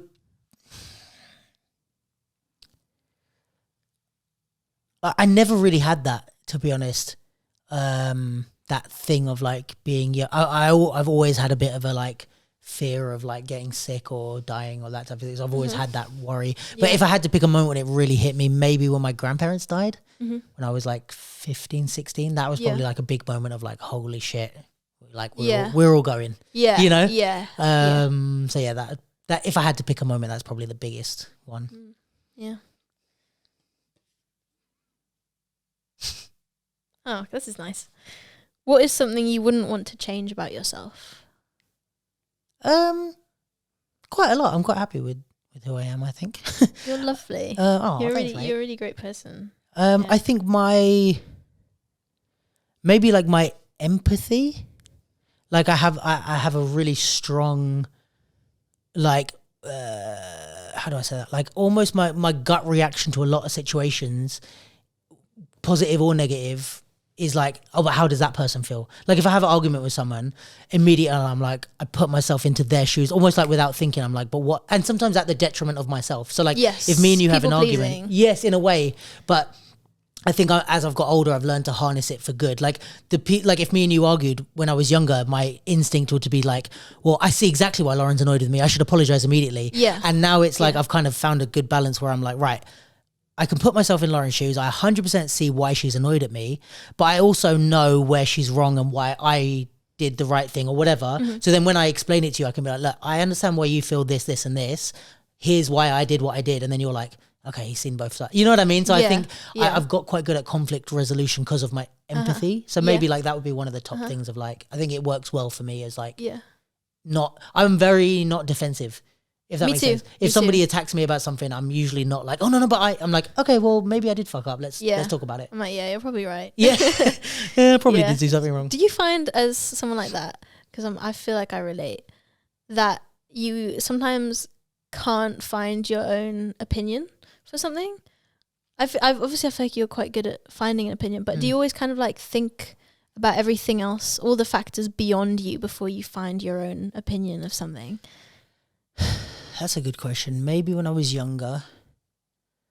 Well, it's hard to say because I feel like part of that was probably like this thing that we have, but also part of that was just being young. So like when I was younger, like even though I said I went to dance college, like I thought that was the right thing for me, but only because everyone else was doing it. And now I realize it's like it wasn't who I am. Yeah.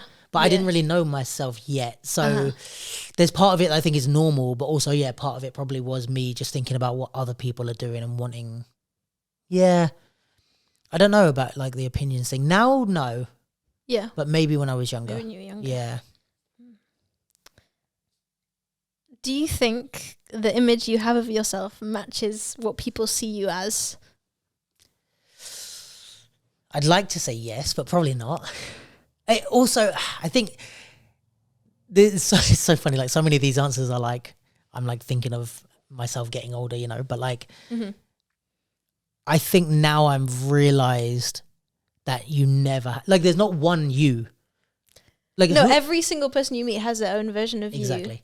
So it's like, how can I ever have one? Because like who you see me as is completely different to who someone else. So who is the one, like I have my own version of me. Yeah. But who, like other people don't all have one unified version of who I am. No. To some people I'm an asshole, to some people I'm lovely, like it. Yeah. And that's what I think I've kind of come to peace, made peace with, I guess, is like, I'm a different person for everyone and some people I'm just not their person. Some people, they love me and that's... And you can't control that either. You can't control what people think of you. And that's also the empathy thing is like, some people, let's say if there's people that don't like me, whereas like before I would be hung up on that and be like, why don't they like me? How can I make them like me?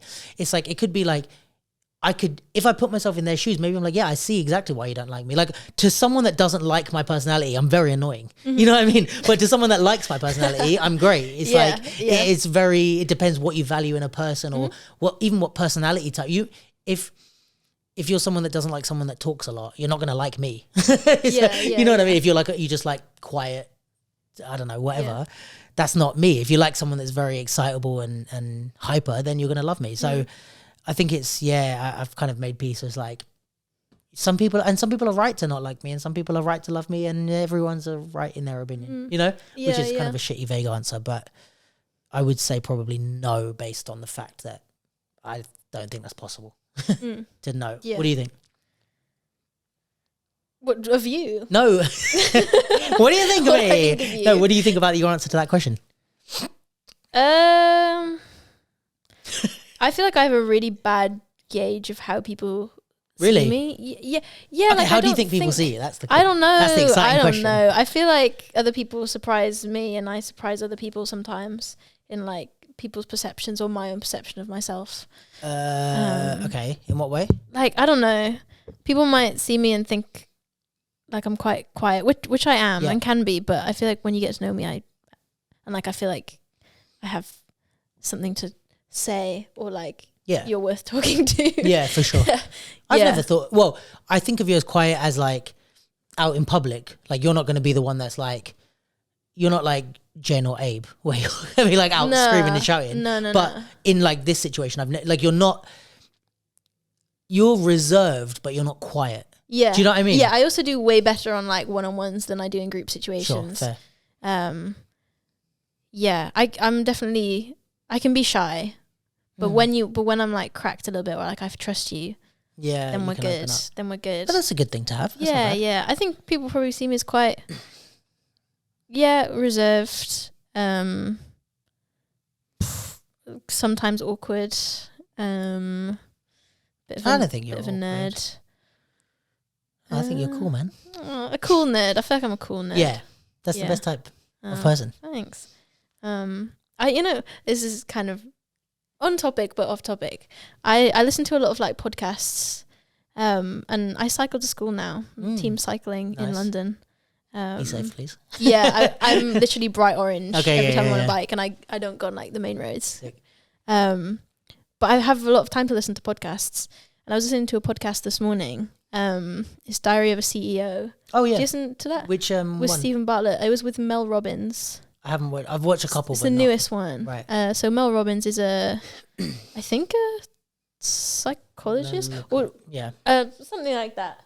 But she gives lots of like life advice and psychology advice on social media. And one of the things that she was talking about today is something called a let them theory. Let them.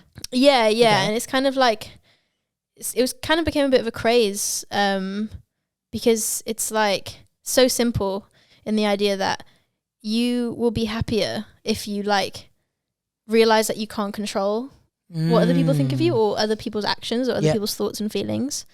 And the sort of anecdote was that there was something going on with her son, and everything was going crazy on like prom day or whatever, and she was getting so wound up by all these sort of like external factors that were bothering her that she couldn't control. And her daughter was just like, let them.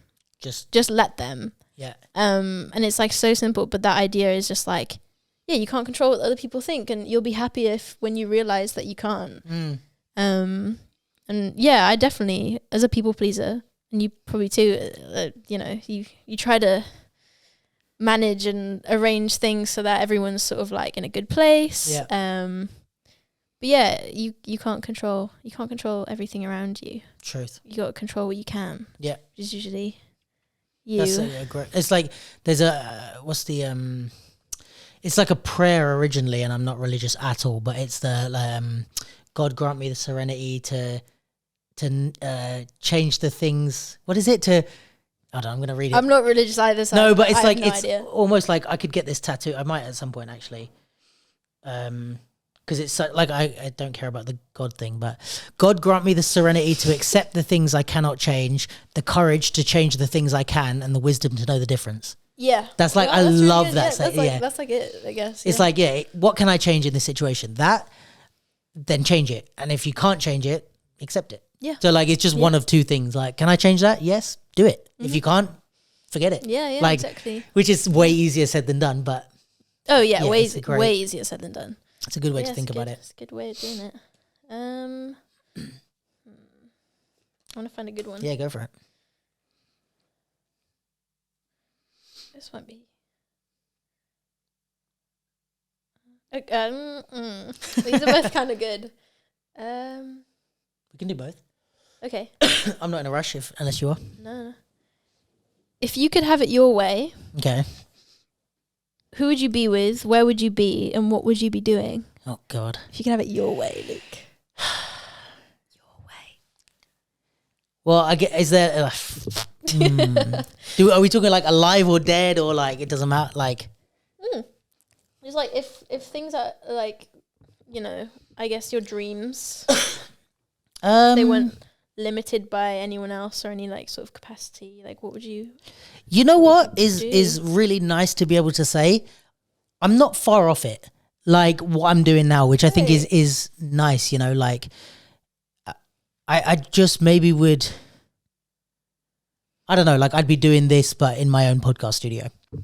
Or something. You know what I mean? Like you'd be doing this. Yeah. Like I think I'm doing what I would want to do ultimately in life. I just want to be better at it. So it's like I would love to be, you know, making more money doing what I'm doing, working like, you know, having my own podcast studio, having better equipment, like that type of thing, you know. But like I don't think there's anything. I'm not like, oh, I'm at this job where I wish I was doing a different job. Like it's so nice to be able to say like I'm fucking like every day all the different stuff I do, like I'm lecturing at a uni, I'm working on like stuff with Nike, I'm working on the podcast, I'm working on like you know, shoots and stuff like all the stuff that I'm doing. I'm like, I fucking love every single job that I do. That's amazing. Very few, if any, jobs in the last, let's say like 2 years that I've done and I've been like, ugh. Like all of it is like, I fucking love this. I fucking love this. I fucking love this. Of course, I'm like, sometimes I need a break and I'm tired. It's hard, yeah. But yeah, it's been because I used to have that when I first started shooting like video. I'd be doing jobs and I'd be like, I want to go home. Like I'm not getting paid enough for this. This is a horrible job. Yeah. But yeah, I don't think I'd be far. Obviously, you could list all the dead people in your family and be like, I wish I was with them. But in like realistic terms, I'm like, yeah, maybe this, maybe I'd have a private jet waiting outside, but yeah. Besides that, this. Yeah, nice. Yeah. How about you? I've forgotten what the question was. Where would you be? What would you be doing? Who would you be with? What would I be doing? I guess a question is kind of like transforming your life if you could. If you could. Where would I be? I really love London. Yeah. But so I'm not gonna think like practically. I'd be living financially free in London. Yeah. Living my best life. Who would I be with? I'd be with people who are around me now. Ideally. Yeah. That would be really nice. And what would I be doing? I'd be working on creative things that interest me. I don't want to limit it to like one thing. Yeah. I think, as long as I'm doing things that interest me, then that's But it's like, all. if you won the lottery, would much change about what you would, like, would you still finish school? Would you still create pieces? Yeah, like, I would. Yeah. Yeah. So you're in a pretty good place. Yeah. Look at us go. Look at us being happy with our lives. What title would you give this chapter in your life? Oh God, maybe oh God. That would. Oh God. That's the title. I want to go back and look at because I'm sure Tally asked me this on the pod, and I might have gave an answer then. What title would I give this chapter of my life?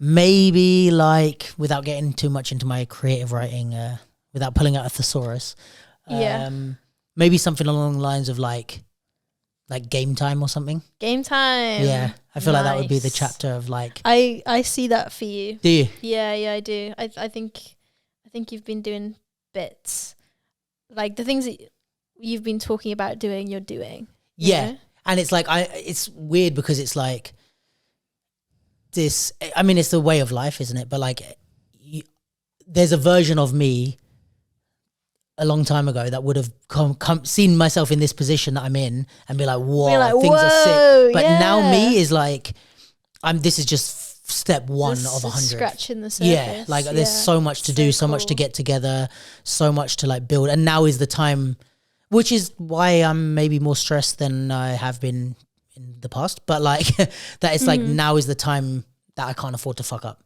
Like, this is something that isn't maybe another. You think this is the time that you can't afford to the fuck up. Kind of. Like, there's always going to be, I'm always going to feel like that, I think. But it's like, for example, like, let's say with the battle with Nike, right? It's like, I built the capsule with the idea that, like, or not at the very beginning, it was just a podcast. But like at some point I was like, when I decided it was going to be a platform, the idea was like, I'm going to build something that the community love so that when these brands come in, I can say, look, I have their best interests at heart. I'm happy to like be the go-between and like try and speak on behalf of these people. So then when the Nike thing happened, I was like, this is literally what I said would happen like 3 years ago. Yeah, I was like, I've built this thing, and now literally they've said to me outright, we're coming to you because you have this thing, and you can put us in touch with the scene and blah, blah, all this stuff, right? So then when I was doing the battle, I was like the night before the battle, I said this on the other pod, but like I didn't sleep like at all. Like I haven't been that anxious about something like therapy requiring in a long time, right? And I was just like, I couldn't sleep. I was like waking up, falling back to sleep, waking up in like, like in a hot sweat, like in the movies. I was like, like that. And it's like, because this is what I mean about like, now I've built this thing and I've talked the talk of like, I can do something that I pay it. Like, this is what I'm saying to them and to the community. I'm like, I pay attention to you guys enough that I know what you need, and I'm going to tell Nike what you need, and I'm going to tell you what you need, and I'm going to talk about it on the pod, and I'm going to advise Nike on this event to fix all the problems that I complain about the scene. Yeah. The night before the battle, I was like, oh fuck, like now I'm going to find out if I'm talking shit or not. You know what I mean? Yeah. It's like, if this battle fails, I'm going to be like, oh fuck, I thought and that's why I was so over the moon when it worked. Because it I was never like, going to fail. Do you realize that now? But, well, it's hard to say that though. Like, it's like, it would never flop like on its face, ever. But that's why I feel like I can't fuck up, because it's like, I'm building still this thing, and there's certain places of course that I can fuck up and I'm still learning, and it's normal, but it is like, all right, like you've got some eyes on you now, you've got some opportunities, you've got some potential, what are you going to do with it? Because it's like, there's it like success, what's the thing of like, success is opportunity plus preparation or something like that. Equals or whatever. So it's like, okay, cool. Like, here's some opportunities. Like, there's a million people around the world that have been given opportunities and haven't made it to the top. And then there's some people that like were always prepared but like didn't get the opportunities, or so now it's like, all right, you've got the opportunities. Let's see if you're about what you've been thinking. This is what I'm telling myself in my head. It's like, you've been gassing yourself up saying, oh, I can do this. I'm the person that should have a pod. I'm the person that should do this, whatever. Here's the opportunity, like fucking do it. So then whether it's the community or me that's putting that pressure, I do feel like I'm in a moment of like, all right, it's game time. Like, you've been practicing, you've been doing all this stuff, like step up and show us. Which I'm doing my best. So hopefully I can pull it off. Yeah, of course you are. The battle was a good, like, it boosted my confidence a little bit to be like, okay, I like all these things that I think, because a lot of that was stuff that we haven't done before, or like whatever. So, I mean, I spoke about this before, but it's like, going from like, I think this is going to work, I can imagine it working, I've heard people say that they want this, so let me try and give it to them. And then when it works, I'm like, oh fuck, okay, I'm connected a bit in reality, like, you know what I mean? So I have a question. Okay, go on. Was it better did it exceed your expectations? Like when you were sort of like designing it and like imagining it, I'm sure you had something in your head of how it would go. Did you surprise yourself? Did it push through that? Was it kind of like there? Was it not where you wished? Like, obviously it was incredible, but did you wish even more of it? You know what? Okay, without sounding egotistical. No, I'm ready. I'm ready. I think I'm very honest about things, my shortcomings and my weaknesses, right? So to be frank about my strengths, I think one of my good strengths is in event planning, and is in I can visualize an event really well, and like, and obviously I studied events in uni, and I've done some before with like the UMA stuff that we did, but I think that is one of my strengths, that I can like picture like, okay, if this person is doing this and this person is doing, I know what that's going to happen and how a crowd is going to react, or how people, like I can even visualize the like sign in process of like, well, I'd walk up to the desk, I'd do this, and then I'd be chatting to my, like, this takes too long, we need to fix something that, you know, it was I can really like, cool, like the t-shirts at the desk and the bands. Yeah. But then really even nice. like I mean, we spoke about this, but of like, we maybe needed to speed that up on the desk there. And there's just little things like that where I'm like, okay, when I walk into a venue, I know my attention is going to be drawn that way. And that people might be like, oh, well, why wouldn't it be here? And I'm like, I don't know why, but I know that's going to catch my eye before that. So I think I have a strength in like visualizing these things. So in a way, it's like, I knew in my head there's a scale of like, this could go this well or this could go this well. But kind of what happened was like best case scenario, but I did have it in my head. I was like, I think we can make this event go like that. That was the best case scenario that it was going to go. More people than I thought came, which is great. It's packed. Crazy packed. And that was like, Insane. there was a lot of people, I spoke to Camilla about this as well, but like there was a lot of people that the upstairs viewing wasn't perfect, or they, you know, it took ages to get in and stuff. But it's like, that was really good for us to show them like, there's a big demand. There's a big demand. So I don't know if there's going to be another one. We don't have confirmation of that yet. But if there is, we've got a good case to be like, we need a bigger venue. We need this. We need this. So that's really cool. So those things are good. So yeah, in a way, it's like, yes, it went how it went how I hoped, not how I expected. It went like in my head. I did have the only thing that caught me by surprise the whole day was how much of a draw the DJs were. I think I said this on the pod, but like I didn't expect the DJs to step up as much as they did. As much as they did. Yeah. Oh, and that was, really and for the crowd to like focus it. I feel like the DJs were the highlight of the day. Yeah, like with really all love to you guys for performing. But you know, like it was like having them go back to back. They were really like the center point. Yes. Yeah. And the music was the center point more than most events I've been to in the battle scene. Yeah. Yeah. And I think that was the only thing I was like, I knew that the DJs would go off and I thought it'd be sick, but I didn't think it would be that much of a like, that would be the like main thing that people are talking about was like, but the DJs, like those songs, so cool. So yeah, but otherwise, sorry, long answer, but yeah. No, it's good. Yeah, sick. You want to do a couple more each? Yeah, yeah. You asked me some. Yeah. Go on then. Okay. Oh, actually, wait.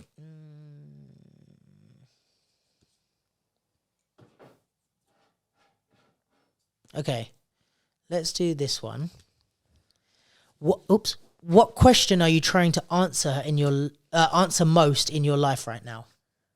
How am I gonna keep doing what I want to do after I graduate?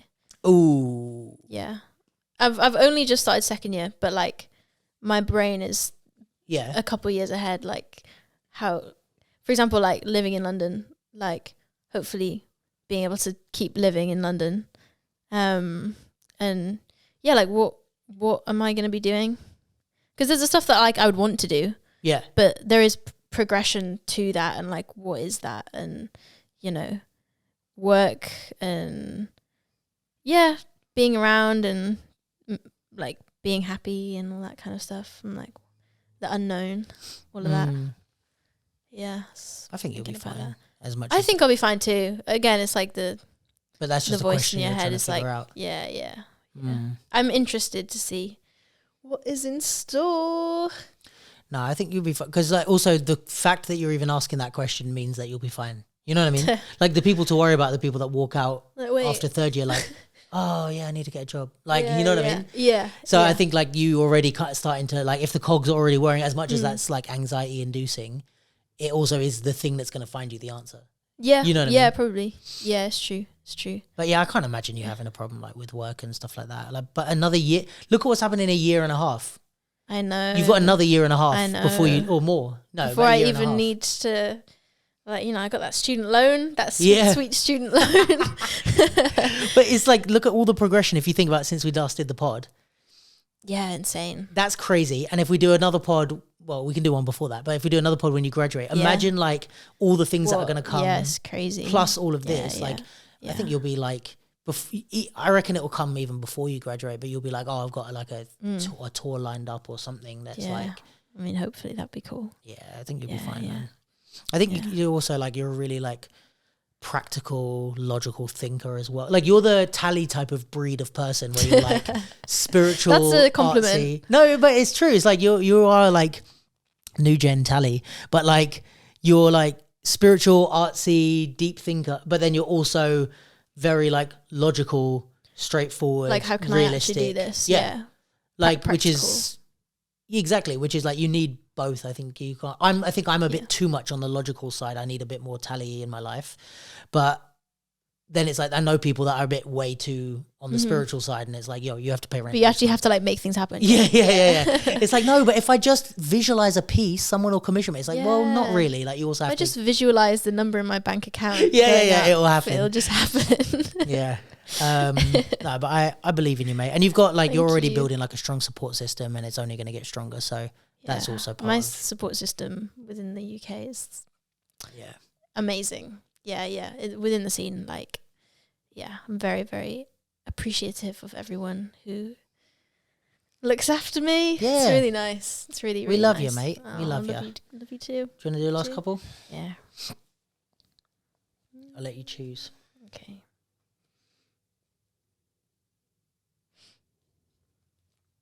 What's the next level?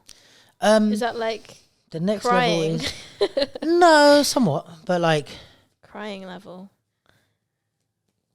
these are like questions about the person who's asking them. So like if I ask them, it would be you answering about me. Oh. If that makes sense. So it's up to you Okay. what you want to do. Or Let's if have you a look. Let's have a peek. or if you ask them, it's me answering about you.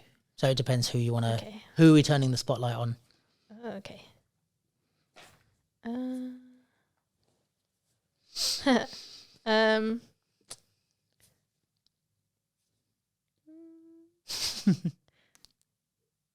Okay. Gosh, feels weird asking a question that I want the answer to. Yeah. But what do you think I should know about myself that I'm perhaps unaware of? So deep. Well, the unaware of thing is hard because I have to guess what you're not aware of.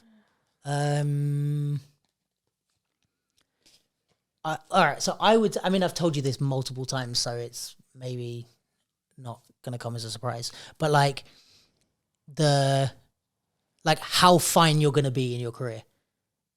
Cause like, I think maybe you have like normal like self-doubts or whatever, but it's like, I've seen just so many people, and I'm not talking about just because like, oh, I know theater or anything like that. Just in you as a person, I've seen so many people now like come into the dance scene, leave the dance scene, even just in as professionals in life, you know, like photographers, videographers, whatever, people that fail, people that succeed, people that are amazing, whatever. And it's like, you have so many traits of a successful person that you might not even know that you have yet, if that makes sense. Like, I just like, there's people and I'm like, someone's like really like, also I'm mildly judgmental, so it's part of that. But like, you know, you might see someone that's really popping and I'm like, give it a year. Like, I'll see you in a year and you won't be doing this, you know? Or like someone else that is like, they're really like not as talented, but it's like, no, but that person's going to be around forever. Like you see it in different people, like the choices they make, even just really small things. And we've spoke about this on and off the pod, but like little small choices. I'm like, oh, that is a sign of someone that's going to have a 20-year career, even if it's like something really small. But like, yeah, I think a lot of the things I've seen you do, a lot of the choices, a lot of the like, the way you go about things, unless something drastic changes in you and who you're around and stuff, which I don't think it's gonna, like I'm like, yeah, there's like, I'm not even slightly worried about you making it in what you want to do. I think there's hardships that will of course come in the sense of like, you're about to be in a super competitive industry and stuff like that. Yeah. But yeah, there's like I see a lot of people that I'm like, you are making terrible decisions, or like, and it's like, you can't save everyone. Do you know what I mean? You are like, making a mistake. yeah, and stop. just even in the way people are, like, there's wrong and right ways to do everything. So like, I'm really big on like marketing and branding and like, and then I see people that I'm like, all right, you're posting way too much. You're trying too hard. And then there's people that it's like, you're amazing, but No one knows, the last yeah. post was like 6 months ago. So it's Yeah. like finding that middle balance. And I think you're great at that. Like, you never feel like you're like, just as a one small example, it's like, let's say with like, you're creating your brand, you know, I said like, you're a Lauren Scott, like your brand is coming naturally, which is like, I don't think I would like, if I was advising you on like your marketing of your dance, I don't think I'd change much. You could maybe be a bit more intentional about it if you wanted to like push any, like what, for example, if you build a piece that you're wanting to get out, then I would be like, do you have all these things in line? But for your dance, I'm like, you're doing it. And I don't think you're trying to. You're not trying to be like, oh, I'm Lauren Scott. I'm this big new dancer that's coming out. But you're developing that brand naturally. Yeah. And it's like, no, I get you. for you to be making the right moves and be like, oh, I think I'm going to perform here. I think I'm not going to perform here. I think I'm not going to do this, but I am going to do that. Yes. Every choice I've seen you make, I'm like, yeah, she's going to be fine. Yeah. You know? Yeah. And that usually, actually, a lot of that is usually intentional. Right. Like selecting where I'm going to be. Sometimes that's due to just like availability and time and energy. But like, like for example with battling, I haven't been to that many battles this year, but the ones I've chosen to go to have been very, like they've been good choices. Yes, 100%. And they've led to like more work or more sort of like exposure and opportunity. But it's also like, I know it's intentional, but sometimes it's like I think you're very connected with your emotions and because you said it's about like energy and all that type of thing. But it's like you're connected with that enough to know where you do or don't want to be putting your energy. Yes, a lot of people, especially like early 20s, aren't connected with that. They're just like gassing themselves out, entering battles and be like, why am I always unhappy? And it's like, well, maybe because you don't want to battle. You know what I mean? It's or they're just, you know, they're in like a dance group and they're just showing up, doing showcases, performing for free. And it's like, well, why am I unhappy with my life? It's like, well, because you haven't thought about what you want to do. And I think that's what I mean is like you're connected enough with what you really want in order to make those right decisions. So, or maybe you do know it, but that would be something I'd say. Oh, thanks. It's all right. I'll come to you if I need pep talk. Marketing. Pep talk or marketing advice.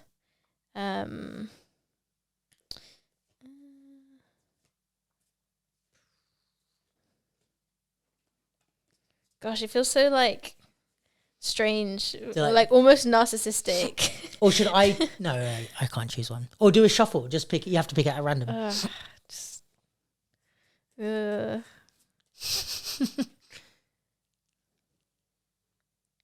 stupid. Okay. That's so stupid. I don't think that's how this game works. What can we create together? Oh, besides this podcast. Yeah. I would love to create with you, mate. I would love to create Loads. with you too. We could create. Well, we had a session. We had a little R&D session. We had one. One where we made like some a full cool day stuff. Yeah. Yeah, that was fun. That was really fun. I feel like we could do that. We could create some work together. We could create videos for sure. Photo sheets. Yeah. Podcasts. Yeah, you know what I would love to do with you? I'm trying to think what would be like if I had to pick one thing. Let's do that. I know it's a change of the question. Okay. If you had to pick one thing that you would like to create us together. All right, let's do this. Okay. We both have to think about it. Okay. We both have to say the thing and then we have to do it. Okay. We have to, at some point, we have to make time to create with each other. This thing that we both decide. We have to do 2 projects. And you guys can be our witness. Okay, let me think. There's obviously lots of stuff I'd want to do with you, but I'm going to try and pick a good one.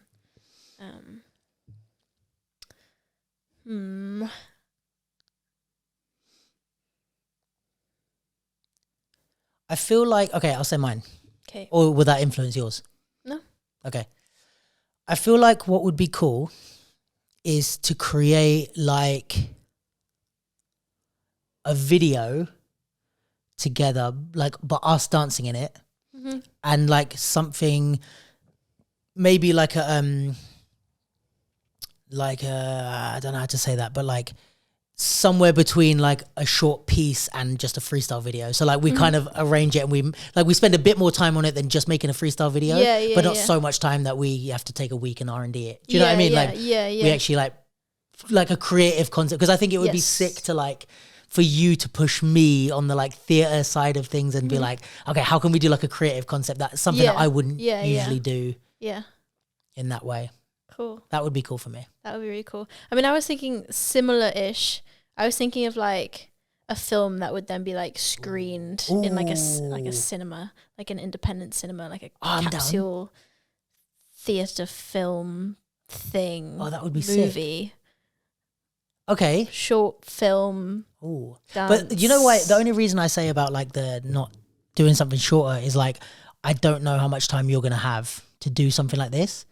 Just assume But we both have infinite ideal world, amounts of time. That would be sick. I think we could actually do that. It's like, let's say if we did like a 5-minute like short film type vibes. Yeah. Even if I film or if I don't film, but we like come up with like a whole thing concept. That would be sick. That would be really sick. Did you see the film I did with, do you know Rose? I'm not sure.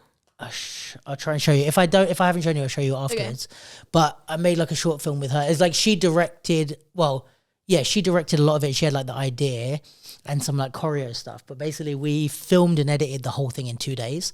Wow. And we did like 2 locations. We did one at King's Cross. We started at like 5 a.m.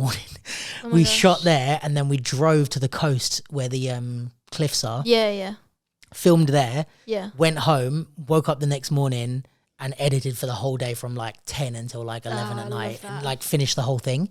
So it's like, I feel like we could do something like a hardcore, like 2-3 days, like bang out a short film or something. Yeah. That'd be so cool. That would be really cool. Yeah. I love it when you have like the energy to like keep going. Yeah. So like you make something, you're like, no, I gotta keep going. Like, I'm not stopping. Yeah. But it's not because like you have a deadline. It's just because you want to get it fueled done by it. Yeah. Yeah. So and cool. I think with us, it's like, it would be sick. I think we could definitely make something sick if I filmed and you danced. But it would also be really cool to like dance in it that together. Would be cool. Yeah. That would be sick. Okay, let's talk more about that. Nice. All right, should we wrap it up on that? Let's wrap it up on that. I think that's good. Proposal for future plans. Yeah. I just mixed up the cards. Last time I was cussing, I was like, oh, who mixed up my cards? And turns out it was probably me. It was you. So this has been so nice, mate. I love it. I love it when it's like it's been so nice. It's a real conversation. If you like, we probably would have had the same conversation even if the camera wasn't on. Yeah, I mean, it feels like it. I feel like there just been 2 sticks next to us, just in a fucking way. Anything coming up that we need to let the people know about? Besides, you're going to Edinburgh. I'm going to Edinburgh doing a commission. Going to school, going to uni. Yeah, that's it for now. I think like Christmas time is like everything's wrapping up anyway. Yeah, so I'm excited to have a break. I don't really get a break over this sort of like official Christmas break. Right. But after everything's done and next term starts, I'm starting back school, but at the moment, I should be able to hopefully just do school. Unless someone wants to hire me. I'm sure people will come knocking. But I'm excited to just do school for a bit. I almost guarantee it's not going to happen. Because it always happens like that where you're like I have this where I'm like, okay, next month is packed and I've got nothing else. And then you like get like 4 emails or a week before the month starts. It's like, oh, are you free this day, this day, this day? And it's like, all right, well. And then you can't turn down the money because we live in London. But yeah, anyway, lovely to chat and catch up with you. You have podcasts upon podcasts of me saying that Lauren Scott is going to go far. So no one can question how early I was on the Lauren Scott bandwagon. The Lauren Scott fan club. Yeah, exactly. I was the president. But yeah, thanks for coming. And thanks you guys for tuning in. A couple weeks, I think 2 more pods before Christmas. So we'll try and do your little Christmas special like we did last year. That was fun. That's cool. We released last year, we released it on Christmas Day. Oh, did you? Just like, no way. Oh, that's really cool. Yeah, like if you have nothing else to do, it's like you might sit and watch a pod. That's good. Yeah, maybe we'll do that. Yeah, nice. All right. Well, yeah.